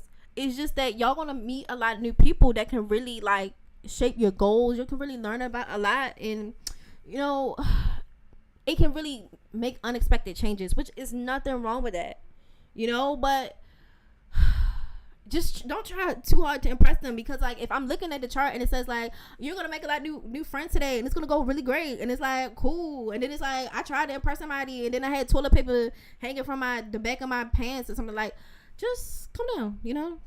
It's gonna be okay. It's okay, you know. Just try not to do, or like you try to be cute and then you trip, you know. You wanted to wear these new heels and flex on people, but you know you didn't break the shoes in and then your feet hurt. It's like then you fell. It's like stuff like that. Like just, or you want attention so bad, you do something that really gets you attention but not what you want, you know. And if you can't control that part of yourself to like try to like flex or like impress people, I don't want y'all to miss out on meeting new friends. I guess I don't know. Like, I don't want y'all to miss out on like these networking opportunities or like chasing your hopes and dreams just because y'all cannot help trying to like flex or impress people. But like really try, like really hold it in. Try to be good. You know, really hold it in. Try to be strong. Cause y'all have a lot of good opportunities. Just like, you know. Try not to be dumb. Try not to be dumb. Yeah. It's like y'all just chill All of us during a this little bit. Everybody try not to be dumb, you know. You gotta be smart. You gotta be wiser. Yeah. All right. So let's see. Again, you have the moon opposite Mercury, and so these give people issues with memories, and they may not always be able to interpret other people well. In general, like because y'all are very emotional, y'all can understand people. I think y'all can sympathize with people, but maybe like the interpretation isn't always accurate. And so again, you have emotional issues, and this also can make you prone to gossip. And you know what, in this regards, unlike the Virgos and the Libra risings, I can see why y'all have issues with gossip, because y'all trying to impress people, or people like y'all in the situations where you meet new people. And sometimes when people meet new people, they really want to make a good impression, but like also just understand that you're enough and you don't have to do that, and whoever was going to vibe with you, you don't have to do that. But this can make it where you have issues with gossip. And so where the gossip would be at, it's interesting. But basically, you're going to have issues with gossip. You can be very smart, intelligent, but they can deceive people, or people can try to deceive them, and they can end up believing the truths and all this other stuff. So you can also unconsciously act impulsively, because the Gemini part is in the 12th house, and so these can deal with like impulsive reactions to people. So I can see why the flexing or trying to impress other people, and also other people trying to impress you, and then you reacting impulsively, I can see why this can be an issue. The moon is opposed Saturn, and so these can deal with people feeling alone, loneliness, depression, and guilt, or regretting past actions. Okay, these create people who are unstable, and they have an issue expressing their feelings, and they prefer to hide behind a mask, and they need to find a stable home or stable environments where they can feel safe. With family dynamics, they tend to artificially create too many duties and too many responsibilities, and it makes them feel even more depressed, so share the load, get a support system. Y'all already like are opening up so y'all can meet new friends. Let's not separate yourself from the friend group, and let's just be more open with people and more vulnerable. Try vulnerability on for size, try authenticity, because it's going to make you feel embarrassed, but it's also going to make you want to go back into your shell, and then it makes you more depressed, and then it's like, nobody likes me. It's like, girl, we liked you, but like, I don't know what this was about. Like, girl, what's going on? What was this about? So I get it. It's just, y'all just chill out a little bit. Just chill out a little bit. All right, so you have the moon trine Uranus, and so this brings harmonious aspects, and these people will be emotionally independent, and they're going to want freedom and family and environment, and they often want unconventionality or uniqueness or something just new and something fresh. They don't want to yield to the will of others. They can be quite stubborn, and they can feel separated from society, and they often experience stormy emotions and mood swings. And so the downside of this is like, you become so stubborn, people can't really talk no sense into y'all a little bit, and the need for like newness and freshness, which y'all was going to get anyway, emotionally by this point in the week, slowly y'all can become so hard-headed. Like, I can see why people are distancing from you, or it could be an issue, but the moon will quintile Venus, and so you'll find unique ways to beautify the home, or be very emotional in romantic dynamics and relationships, and be emotionally open in some of these regards. But it is very, very interesting what y'all have going on around really between the 5th and the 6th. So yeah.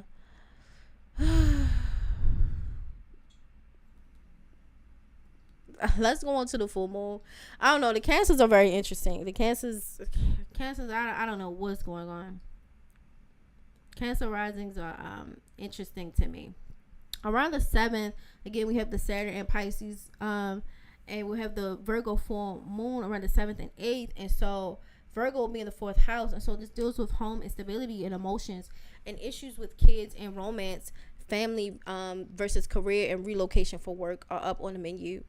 And I think that could be also dealing with more emotional tasks, because like once you like open yourself up to the new possibility, and then you like shut back down again, and then it creates like this emotional tension between like what you emotionally want is to be open to these new experiences, but then you also want to have like this fake thing of like all these career and responsibilities, and it's like, girl, you really didn't need all of that. You could have just been open.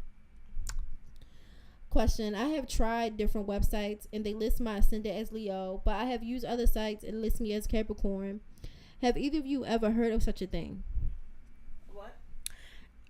Yeah, and it really could be because of the systems they're using. Order of the Bees says she's used some websites where they listed her as a Leo, but other sites where they listed her as a Capricorn. And what was you going from Western to Vedic? What you gotta? I don't know what they're doing. It really depends. I don't know if they're putting in for the wrong for different house systems, because different house systems have different rules. Make sure it's like AM or PM. Make sure it's in a house system that you want to use, because the house system that I'm using is Western, and particularly Placidus, or tropical, I guess you could say. I'm not using sidereal.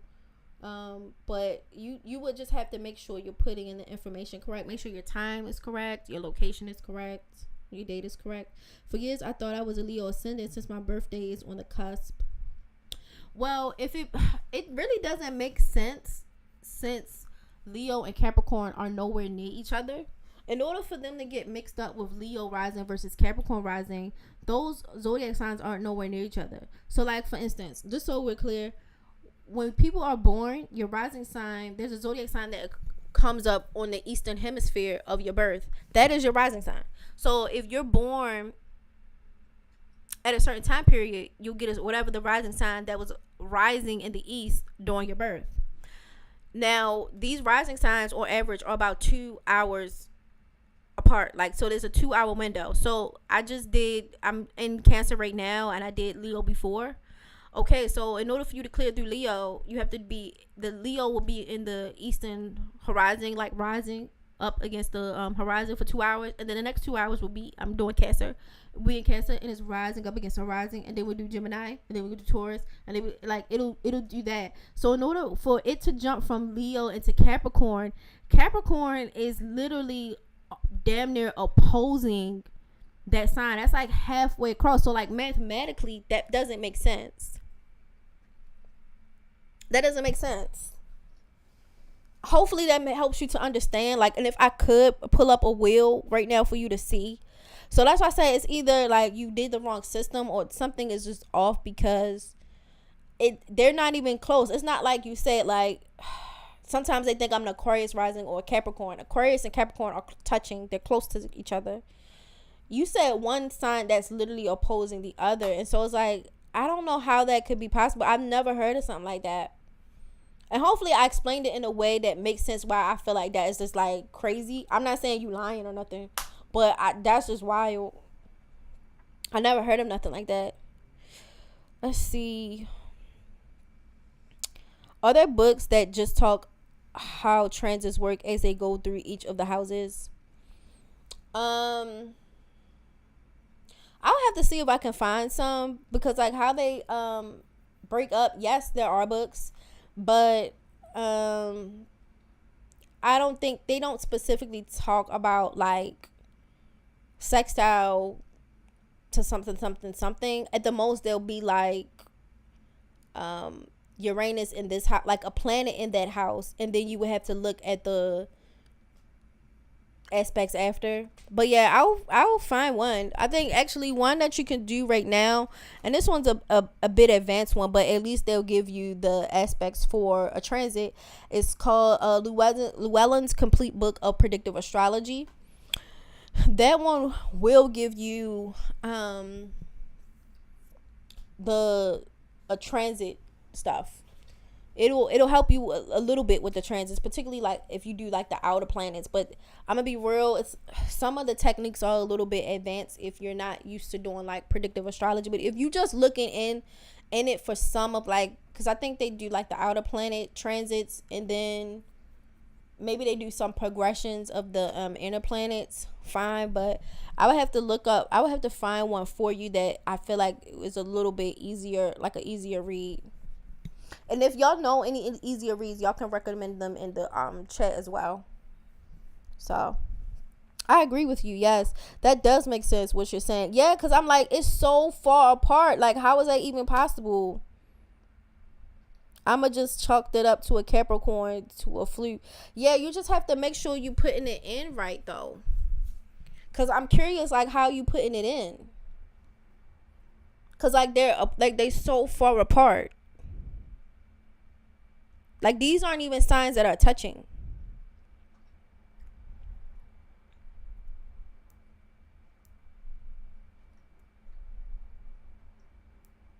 That's the only thing. I'm like, girl, they so far apart. Like how we getting it? I think that's interesting. Just be careful how you putting it in order, because you could just be getting make sure your time is correct and all of that, because you could just be getting it wrong, because these not even like a little bit off. This is like very off. One last question. I was born in the summertime, and someone told me that when I list my time of birth, I should take into account daylight savings time. I never did use the time I was born. No, use the time you were born. Now, to be honest, they're not wrong order, because I actually have it where technically I can send y'all how to calculate some of the time stuff, like the old school way where you need like an ephemeris and all this other stuff. But most of these websites and the software does it for you already. You don't have to worry about that. The software calculates it for you. You don't have to worry about daylight saving time, because the software already does it.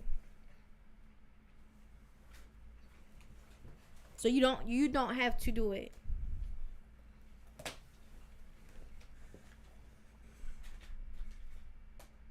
You know? So they're not wrong. It's just it's not applicable, because like I think where astrology is and where people come in and just wanting to look at their charts and where it's commodifiable. Like, people haven't really had to do that themselves since like the 90s, when the software really started to kick off, you know. All right, Rich, January 5th. Rich, you didn't know your rising sign? Let's see. Let me just do yours real quick, Rich. But yeah, you didn't know your rising sign? Thank you. No problem. Let's see. Or RCH. Let me say that. Let's see. I'm going to do you real quick, RCH.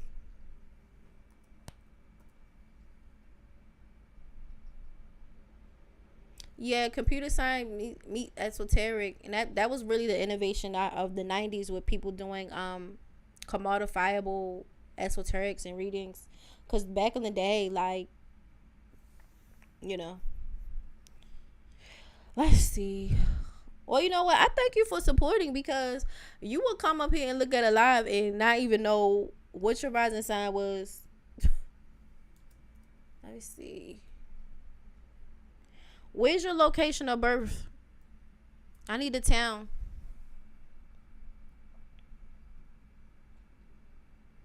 You could call me Rich. Okay. Okay. I need you your place of birth.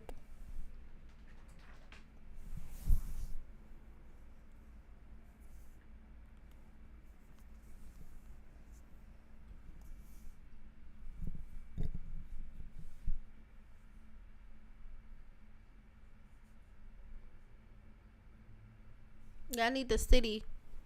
I can't do it without it. Okay, there we go.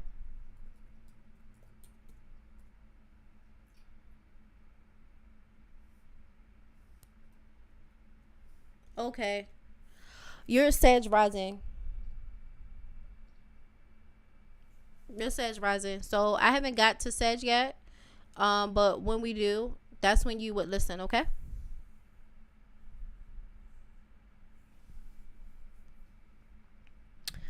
Okay, so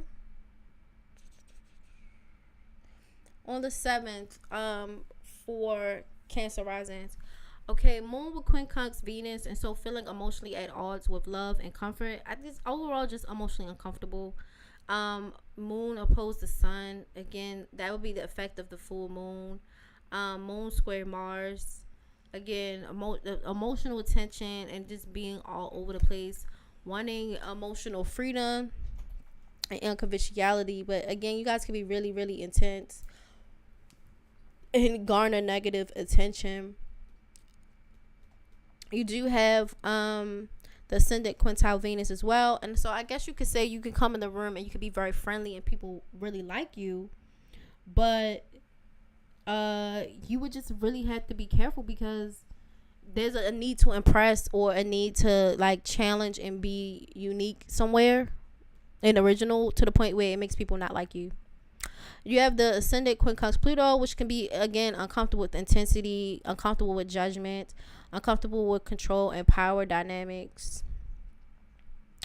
So yeah, you do have the moon opposed Neptune, and so there's like an emotional receptiveness to I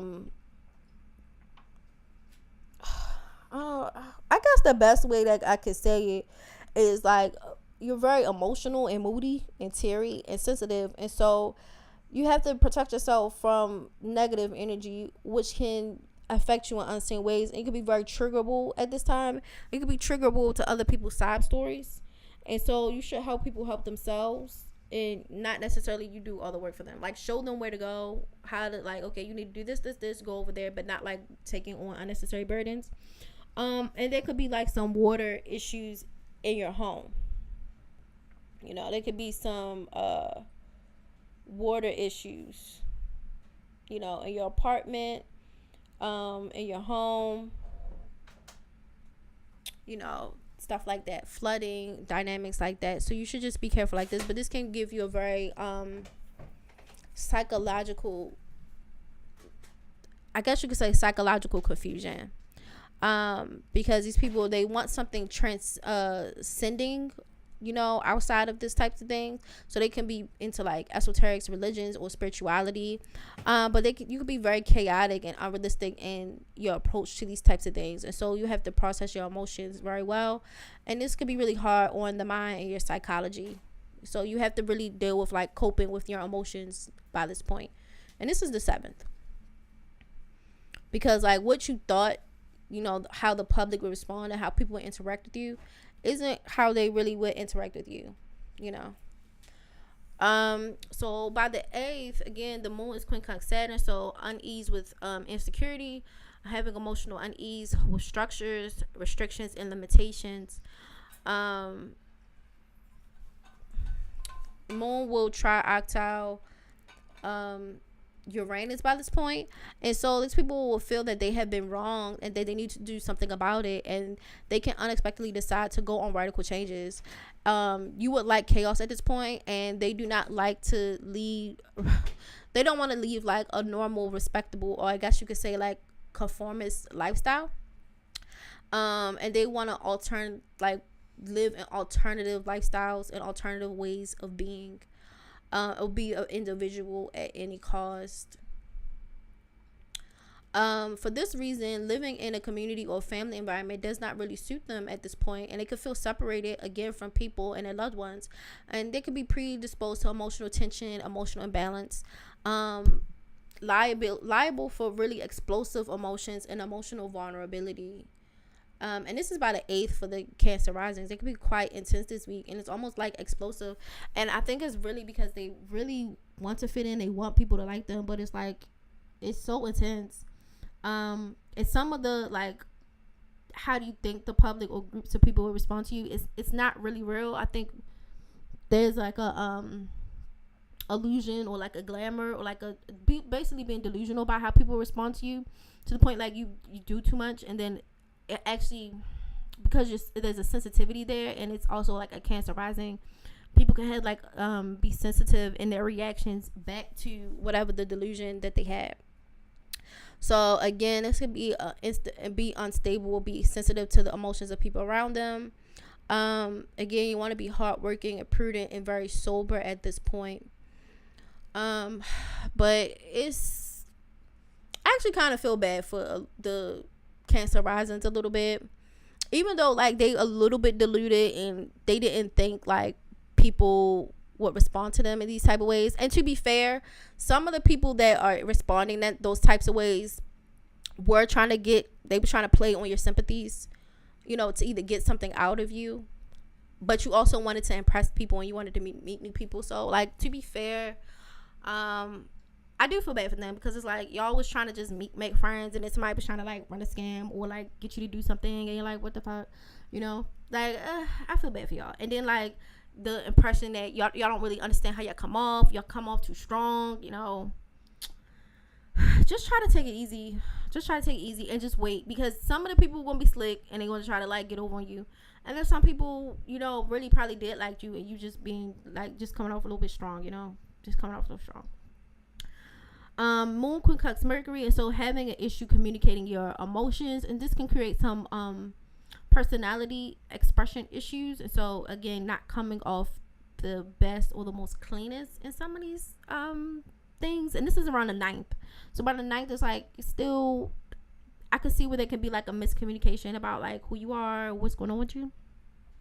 And by this point, the moon will oppose Venus, and so this creates confusion about real feelings and emotional needs, and these people can frequently have problems when they choose their romantic partner, and very often have to compete for love with another person. So you can put these people in like love triangles, or because the like you're having problems speaking up, or having like speaking about your emotions, or being honest about how you feel, you would have to like also vie for attention. And like, even if these aren't like actual lovers, sometimes the 5th house can also rule like personality, and so this can again make you kind of like you're trying too hard, but it's really that you're struggling with like emotional openness in your speech. Okay, Sag ascendant. Do you use tropical or sidereal astrology?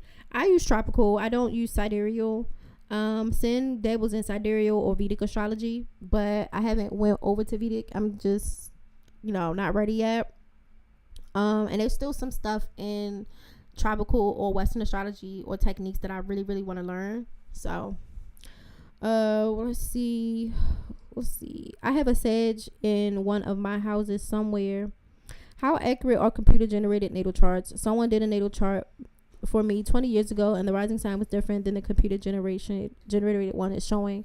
It really depends what y'all are putting in the computer, and they're actually better now. So I don't know what y'all put in, and I don't know what they put in. And you actually because there's different dark horse, there's different house systems, and so there's different systems to do a chart. The rising signs can come off different. I've had different systems have my rising signs a bit off, but because they use a different system, and a different system means different rules. So you have an equal, I use Placidus, but someone can use the equal whole sign or whole sign system. They could use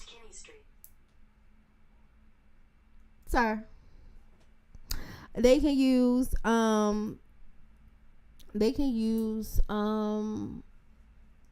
Cox system. There's a lot of different housing systems that people can use, and so you can garner a different result. So yep, I come off dry, I'm told. Speaking of Vedic, I got a Scorpio stellium in my Vedic and Sag stellium in my Western. Yeah, because Vedic and Western are about 32 degrees apart. They're about 30 degrees apart in how they do it, because Vedic is fixed and Western is not. Western, they don't believe in the signs being fixed or whatever, so that's a Vedic technique. And then sometimes people merge the techniques together, so that's entirely up to you. But you really should figure that out, because if you're new to the thing, I could see why that could create confusion, because there's so many systems, and you seem like you're getting different results when the reality is different systems, so you could come up with something completely different. So all right, let's see. Alrighty, so the 9th. Okay, so by this point, Mars and the moon are trine, and so this can create harmonious, constructive, and practical aspects. And these people solve problems at home very easily, and they're willing and prepared to compromise. They are open, and they impress themselves with a seriousness, and they are a great host. So there'll be a little bit emotional uptick, and you guys are doing a bit better. And then you have the moon opposed Jupiter, and then these people have a constant increase of needs. Not the moon, but moon opposed Jupiter. They have a constant increase for needs for emotions or care and comfort. These people are introverts, and they seek intense religious life, and they are dependent on external conditions. They need to find their purpose in life. So struggling with purpose in life, and also being very needy and needing a lot of comforts to support them, because emotionally they're struggling and they need a lot of comfort. And then you have the moon triactal Saturn, and this gives people a very who are unable to express their feelings. And this is the same thing again, you guys have very hard emotional expressions, but it makes it hard for you guys to express your feelings and prefer to hide behind a mask.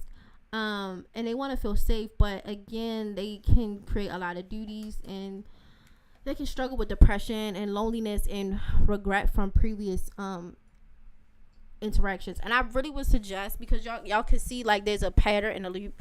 You guys want to impress people, you want to come off a certain way, you're struggling to express yourself emotionally, and then after that you say something, you do something that's dumb. People are like, what is this about? And then you feel like you need to distance yourself and hide under a rock because you're embarrassed. And then people are like, well, okay, what you did was embarrassing, but let's really talk about it. And you're like, no. And then you're like, no one cares about me. And then we go into the circle again, and then you get stable. Then you want to go back outside, and want to interact with people, and then you do something dumb again without explaining nothing, how you feel. And it's mainly because you want to be open, you want to try new experiences, but it's like we can't be halfway doing it, like you're emotionally closed off while wanting to express these things. So You were funny. BMORE said so and passed it on to me, and she knew I just woke up from a nap. No, I'm kidding. I wasn't. I'm kidding. Girl, napping like a narcoleptic. What I would say to all of this is for y'all just to show wisdom. You have to meditate. You have to pay attention to your finances. Don't get into arguments with people, but also don't let people disrespect you. Understand your power.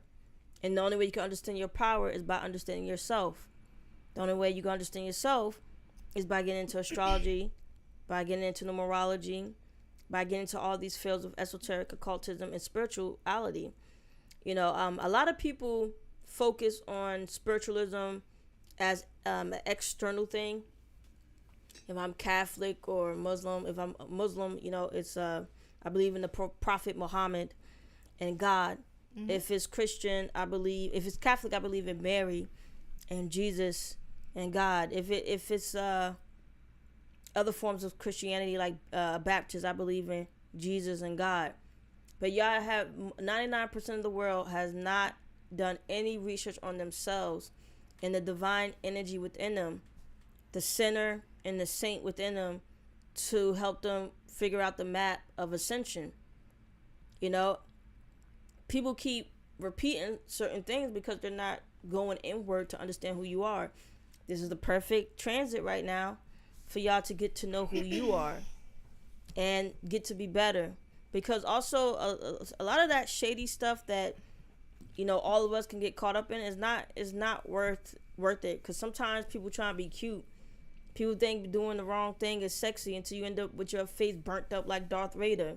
Yeah, his outfit is slick, but when he take that outfit off, he look like a fucked up, burnt ass piece of meat, you know, and that's not sexy.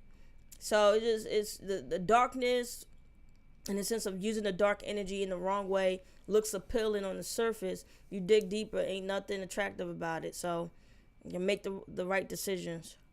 I agree. So for Cancers, by the 10th, the moon will biquintile the sun, and so you guys will be a little bit finding talent or like ease in finding a way to be comfortable with who you are and your sense of self.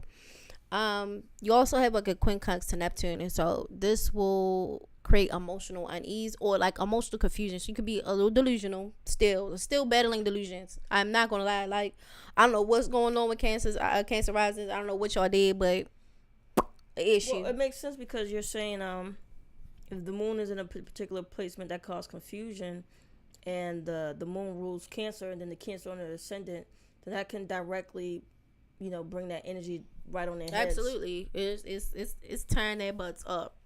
Logic is out the window. That's why they in this cycle. They'll be in a cycle all week of like y'all heard the cycle. It's a vicious cycle. But again, you guys can be in the dynamic of like have again the confusion about your real feelings and your emotional needs. And again, be careful about who you choose to date romantically at this time, because I don't think y'all are in the space to properly date anyone realistically.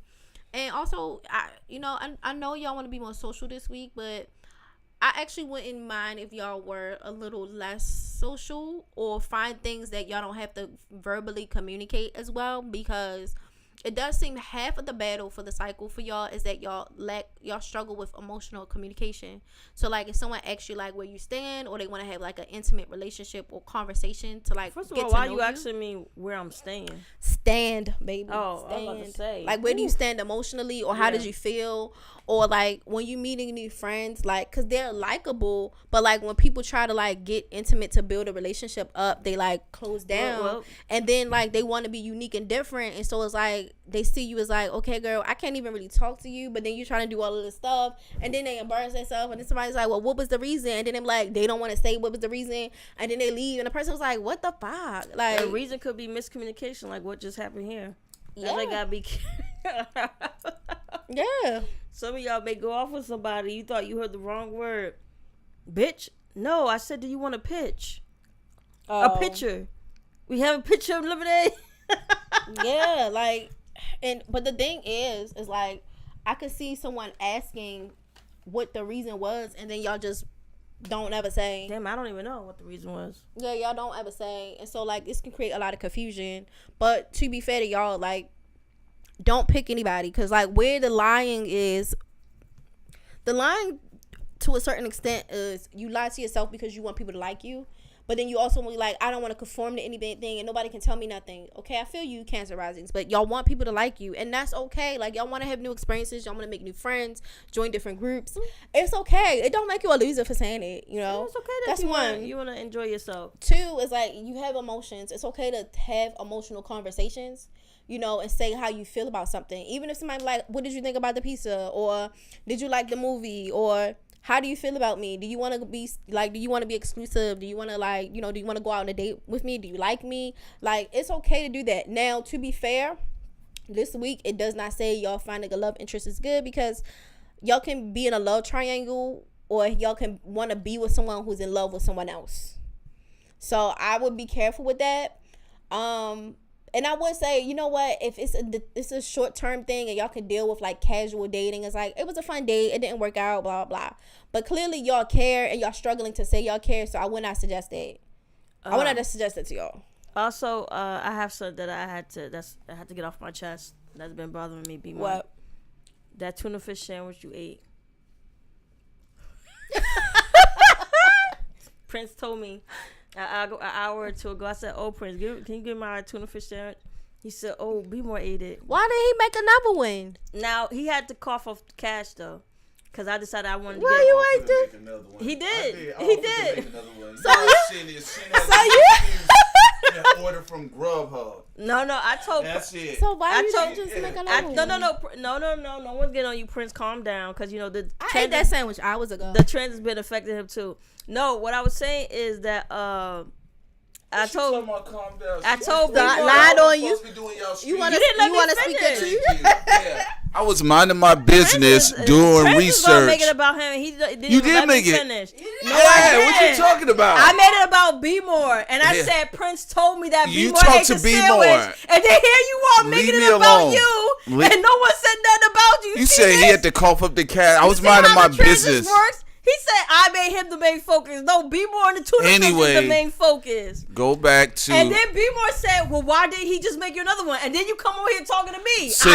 I did offer to make you another one. All right, but I didn't say no, did I? All right. BMORE You said I didn't say nothing. you said you got to cough up the cash. Yes, for the pizza. Oh, okay. All right. Yeah, but that's I was what you talking said. to BMORE. She had to cover up the cash because you paid for the pizza. See what happens when you jump the gun? No, there's no jumping the gun. You're You're supposed to talk to BMORE about that, not Prince. That's what I was doing. You just jumped on the mic for no reason. So you have your conversation with BMORE about the missing Charlie tuna sandwich. Okay, so back to what I was saying before I was rudely interrupted. Who?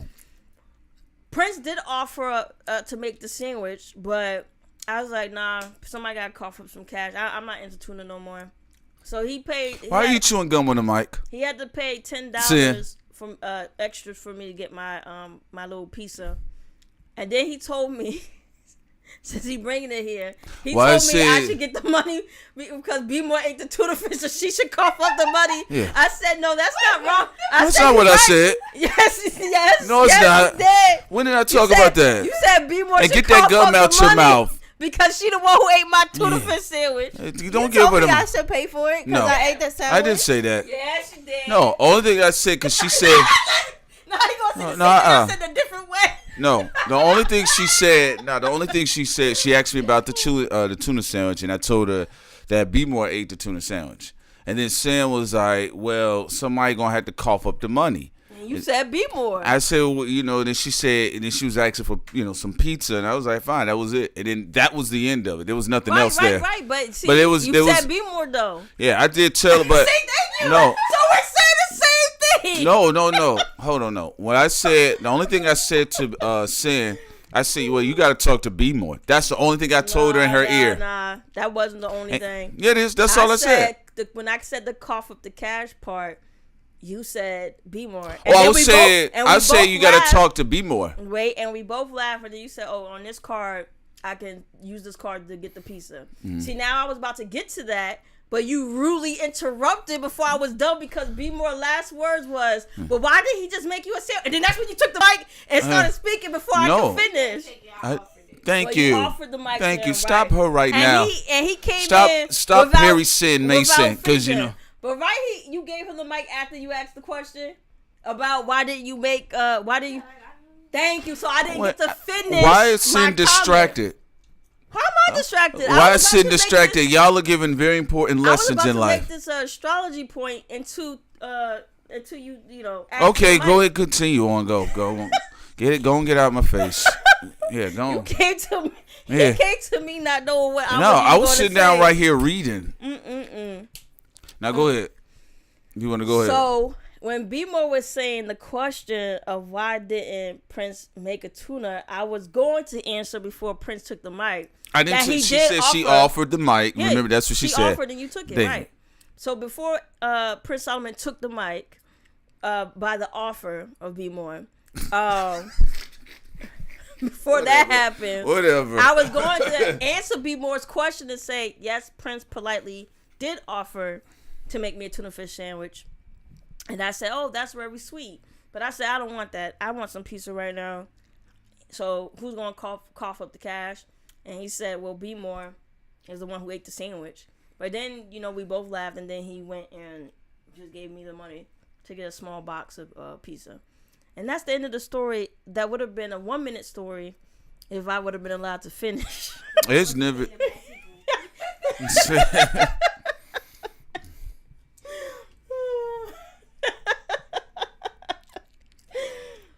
But yeah, I'm chewing gum on the mic too. Prince, look at Prince holding on to that. You see? What? You holding on to the mic? No, I told Sin about always chewing on the microphone all the time. So that was it. I was like, I was gonna be petty, but because you already are. That's what because of the transits. No, because I was gonna go. You remember like when that guy was talking shit to him, and he was being sassy and petty, and he said, "I'm tired of the bomb sound effect." He went, I was about to go. That's for the listeners, that's them. I don't have the headsets on. Yeah. Topaz stubbed his foot because he was getting in an argument with his brother. Oh man, that's sad, man. I'm sorry you didn't see that corner. But yeah, Prince holding on to that mic because the trend has been messing with Prince too because he has this. He's been messing with. He has this weird thing of being humorous, but like holding like how he holding the mic. You get what I'm saying? Like that crazy thing. Oh, that's because I don't drop it. I don't have the sleeve on it. That's all. I just had to grip it a little further. That's all. All right, Prince. Before, so can we continue now so I can finish the astrology part? I'm not part? involved in this. I know, but you got the mic. You got the mic still. Y'all supposed to switch. You gonna give it back to BMORE? You gotta give BMORE her mic back, and I'll give you. No, that's her mic. This is the mic I've been using. I took the phone and put it on this. You took her phone. Her voice sounds really clear and cut. All right, I say more. She took your phone. I don't know. She didn't. She always used that mic. I did not take her phone. Prince is here to start trouble. You gonna give her a mic? Oh, okay, Dion. Yeah, shouts out to you, play. No problem. Hey, BMORE, here you go. Y'all doing a great job, though. Thank you, okay. Prince. So, sorry about eating your sandwich. No. I was gonna turn it into a joke, but it still was funny what still happened. I was gonna say the joke was gonna be how you were supposed to pay for the pizza. And I was gonna say you need to run. I was gonna tell you that you need to run them pockets for the. But the joke is already done. It's already done. Go ahead. It's okay. It's okay. Lord. Woo-wee. Y'all funny. It is funny. Let's see. Uranus, BMORE laptop keep cutting off. Let's keep trying to hibernate. Like we've been open too long. We have been. Let me see. Let's see.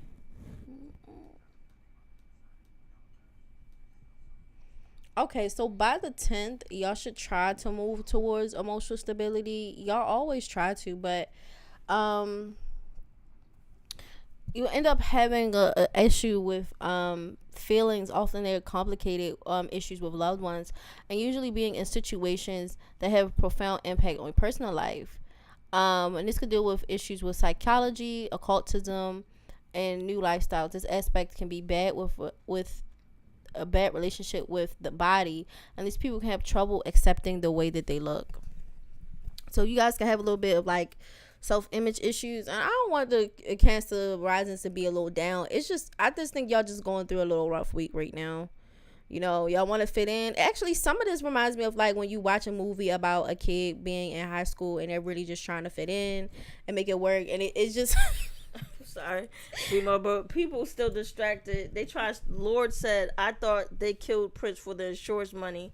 This is not no don't crazy what? Wiccan stories. It's really not, and I'm black, so I don't. And do we that. black, we don't do that. That's for all the black men that end up with white women and they end up getting killed. That is true. That is true. Yeah. Okay, and so by the 11th, the moon is Scorpio, in the 5th house, will conjunct, let me see, moon fiscal. Okay, so your south node, will conjunct and square Lilith. And so these will be some issues with,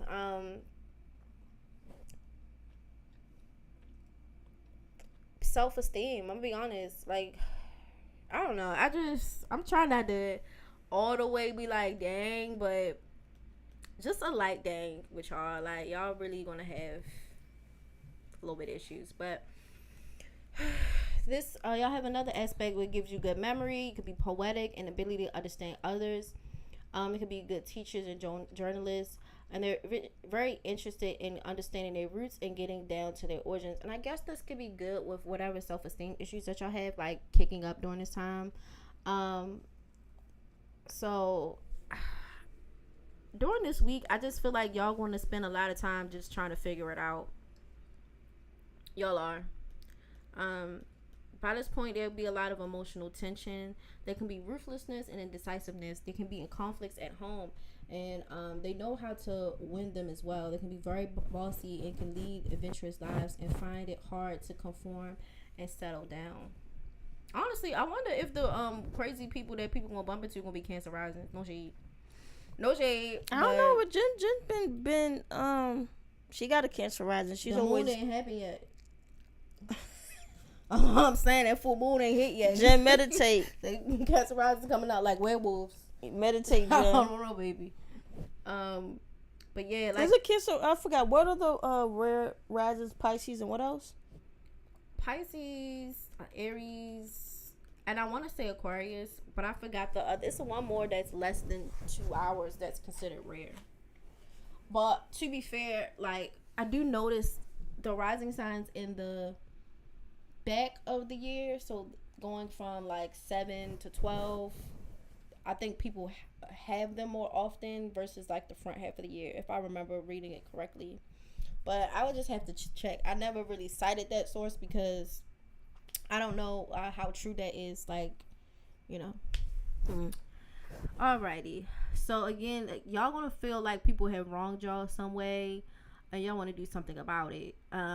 This is why y'all probably get into a lot of conflicts and make radical changes and be very chaotic.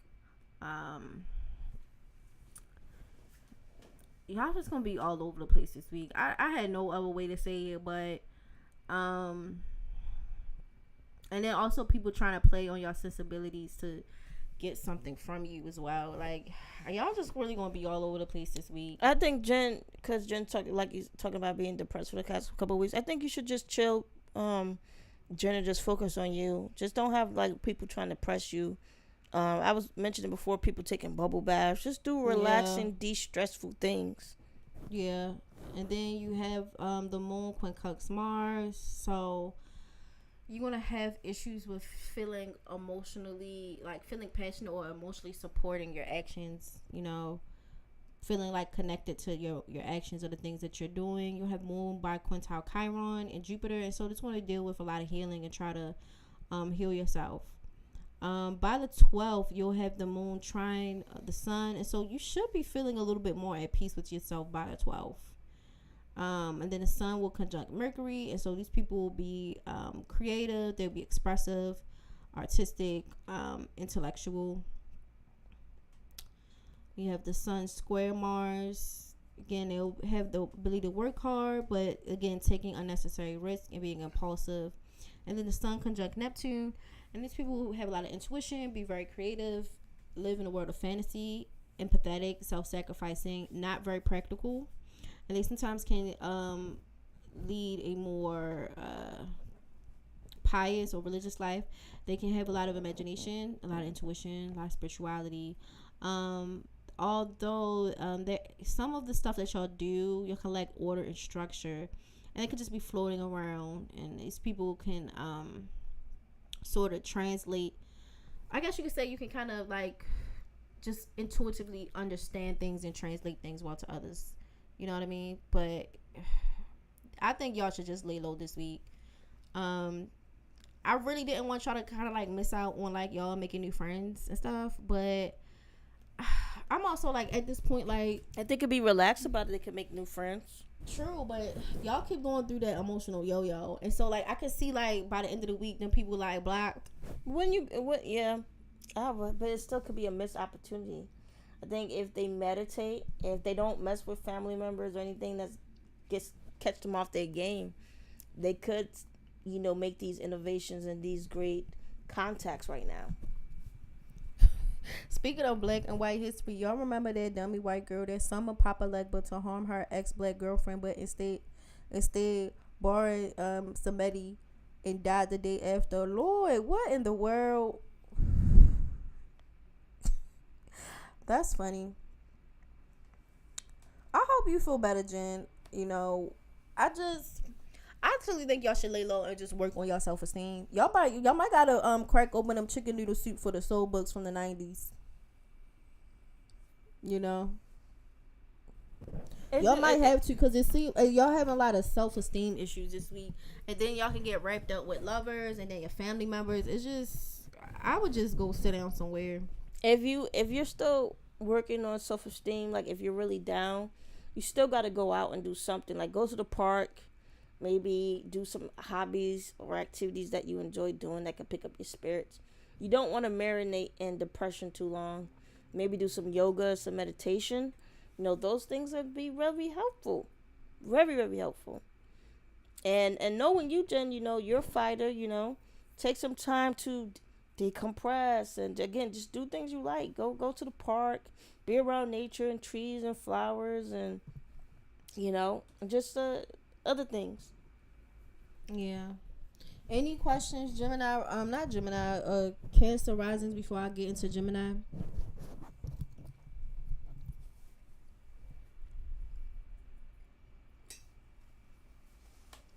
Also, it's funny when people keep you can't mess around with that stuff.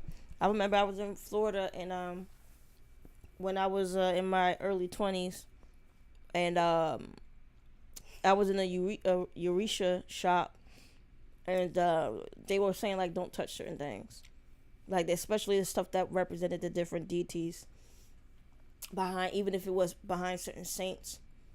And so the white girl mixing it up and get herself killed, that doesn't surprise me at all. And I'm not laughing because someone died, because I'm not, it's not about that. I'm not cruel like that. I'm just laughing about the stupidity. That is true. And I can see someone rushing and not doing their research, Of course. and then being asked out.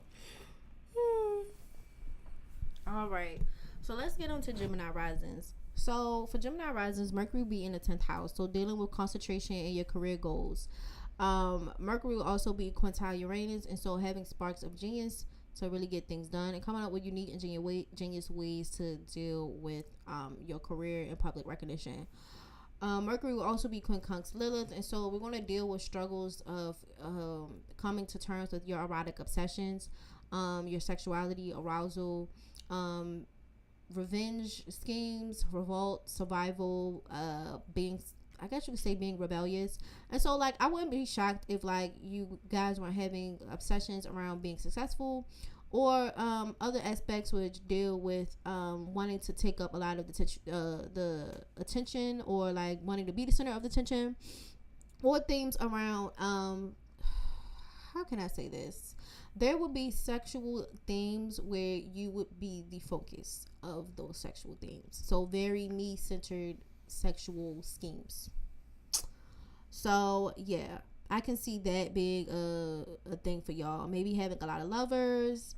I don't know. Maybe having aspects where you're the center of attention in sex or sexual dynamics. You know, not necessarily worrying about, like, I guess you could say being reciprocal, but yeah, I could see that being a thing.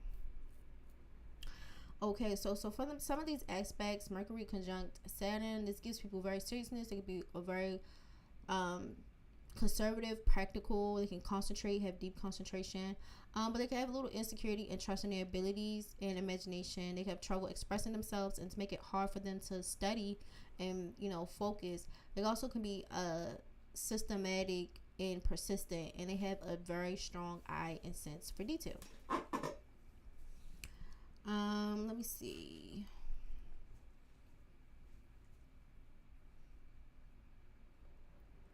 You also have Mercury octile Uranus, and so for this, these people can bring innovative ideas with flashes of insight, and you can also have sudden, welcomed or unwelcome. You can get sudden news, especially now. You would need to make sure you keep your guard up against impulsiveness and snap decisions, whether which you probably will regret later. You should also find stress relievers that works for you, because nervous tension can be really high now. You can be very neurotic, and you have a lot of stress and anxiety. And try to listen to your intuition and not feel so insecure about listening to your intuition as well. You also have it where Mercury is square the ascendant, and so these people can be easily distractible. They can have a lot of nervous energy. And then it's sextile the node, and so you guys are moving in synergy with your life purpose. And, you know, some of the stuff can get you more possessions, but when you have a North Node in Taurus, this can bring wanting to innovate, or I guess move towards the unnecessary behind, and trust your hard work and physical work that you put into there, and getting material security. You also have where Mercury is quincunx Lilith. We already talked about that, but those are themes around, like, thinking about sex and eroticism. You also have Mars in the first house, and so when Mars in the first house, it can make you impulsive and make you rash and not think things through, but very ambitious and very forward. Be careful for head injuries too. Yeah, head injuries, infections, and accidents in general. Yeah, you don't want to have no head injuries or infections, like she said. All right, so you also have it around the 5th. The moon is square your ascendant. Again, people can be very emotional, all over the place, and easily influenced by other people. They can be very vital. They have a lot of curiosity, but again, the restlessness and the stress of the anxiety can really get to them. The good thing about this aspect is they're very charming. They're very likable. People like them. The bad side is they can be a bit clumsy when they socialize with people, so they're not very smooth. They also have it where, again, these people can be very generous. They can be in good health. The bad side is that, again, they can hurt themselves, or when they're violent, or they can get into injuries or illnesses from their reckless behavior or their arrogance, and they can be arrogant, even violent themselves. You do have it where there's a square to Saturn, and so these people, again, very hardworking, very earnest, very practical. But again, it can feel like there's always obstruction to their popularity, or always obstruction to them achieving their goals, and they can easily suffer from frequent colds and attacks and rheumatoid arthritis, or issues like that, or issues with the bones. This gives people an aspect of independence and sometimes extreme behavior, and they'll have the ability to really recover mentally and physically. You also have it where these people have a fighting spirit. They want to fight to achieve their goals, but a lot of the energy that helps them achieve their goals at work. The downside is that these people are often impatient and aggressive, and there may be conflicts as well as rivalry at work. Well, that makes sense too when you said about the Mars situation. Yeah. So now because of the Mars, plus the other aspect you talked about, I could definitely see them being impatient and impulsive. Yeah, and it's because of the nervous issue. So like not feeling secure enough and also feeling insecure, but also like it seems like they have a lot of anxiety and it'll act out Chiron, and so healing the self, and so they can feel like, I guess you could say there's an issue with even calming down. So I can see them, just kind of emotionally being all over the place. It sounds like y'all need to have a good de-stressing routine. Y'all can be really prone to a lot of stress in dynamics like that. Also with wanting to be the center of attention, or thinking about themselves or centering themselves. Alrighty, let's see. By the 6th, the sun will quintile the ascendant, and so you can come off very authentic and people really like you. Again, the moon is still squared this part, and so again, coming off very all over the place and emotionally unstable. You also have Mercury square the ascendant, so less focused, very distractive, and unable to really communicate whatever is going on with you. You also have Venus octile the ascendant, so by the 6th, which is today, you're going to not come off as likable, and I can see people really being annoyed with you by this point.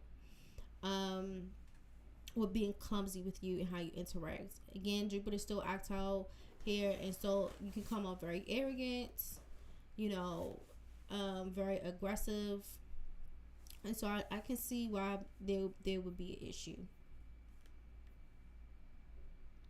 So let's go down to the full moon.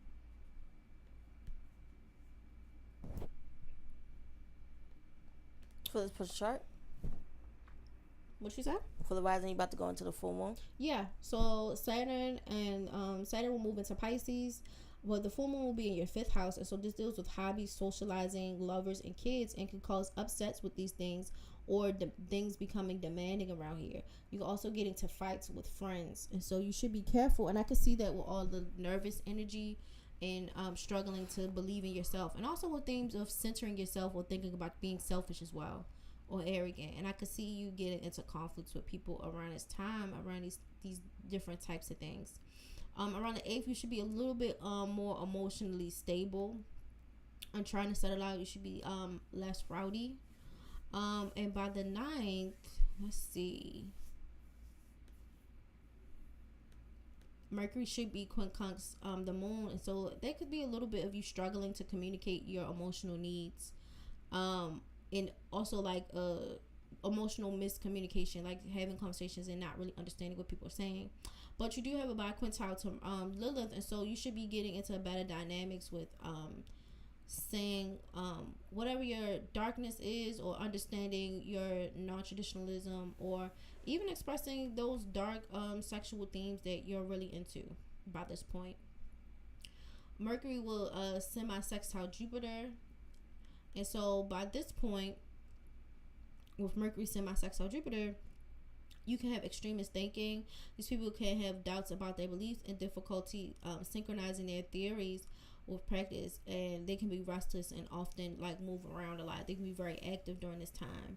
With Mercury sextile Uranus, these people can be very innovative, and they can come up with a lot of ideas, and they can study and learn new things.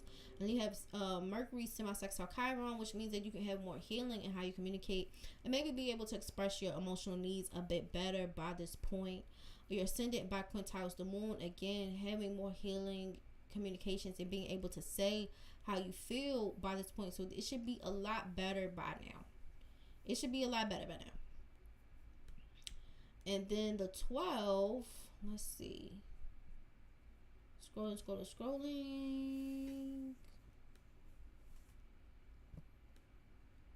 Yep, that's pretty much it, guys. I mean, for the Gemini, I would say this: Gemini's just be smoothing through. I'm not gonna lie. Okay, so by the 12th, the ascendant will be at odds with a moon, and so again, having some emotional tension, just some. And you'll have the quintile to Mercury, but so this time you'll be able to express how you feel emotionally. And a little bit of an octile of Chiron. So you'll have a little bit of challenges to see if you really healed from those points to be able to say. But again, Mercury quintiles ascendant. So even though you'll have a space to, I guess, practice whatever you learned emotionally during the week about speaking up about what you want without being arrogant or annoying or being confrontational in some of these types of ways. Because that's part of the problem. It's like there's a impulsiveness and confrontationalness that is going on. And to be fair, the Gemini rising do have it where they're the career pinnacle, so I can understand why they probably feel that way. Let's see. Which side we on? Went to go eat. We're on a Taurus risings right now. I think it's Taurus rising the last group or one more group after. Unless somebody has a question about Gemini rising, and we're not even on the last group. It's still some more in the back.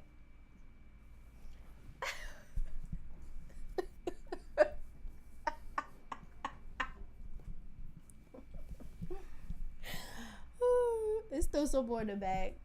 How many? It was like 4 more people. Let me see. Cause I kind of feel like I know what's about to happen, but I'm gonna go up. No, it depends on if you want to do a part 2. 1, tomorrow. 2, 3, 4. It's like 5 more. Yeah, it's looking like a part 2. Looking like a part 2, guys. That's a lot. It's looking like a part 2. Cause then tomorrow we'll do Taurus up into Sag. Cause it's already 9, and I'm about 9, and I'm about to go eat myself. She about to go eat a tuna fish sandwich. No, I was gonna say, Steve, no, you got it right about the spiritual baths and cleansing is very important. In fact, when you're dealing with after work, everyone should take a spiritual bath as well. Even when you get off from being online, you should take a spiritual bath. That is true. They said they'll be here tomorrow. All right, guys. So I'll set it up where I'll make another one, like a part 2, and then I guess I'll just put it all on it because part 2 same time, same place, you know, because I'll do Taurus all the way to Sag. During the full moon, I be restless with a lot on my mind because Cancers, they could be kind of it's a shiftiness and restlessness that they have, and it's mainly because that they deal with shifting emotions a lot, so they could be kind of shifty, and it can come off very moody. But yeah, guys, I'll be back here at 5 tomorrow. I will do the rest of you guys stuff, but I need to go eat dinner. We appreciate y'all, guys. Tomorrow, 5:00 p.m. Same time, same channel, same place. Peace. Bye.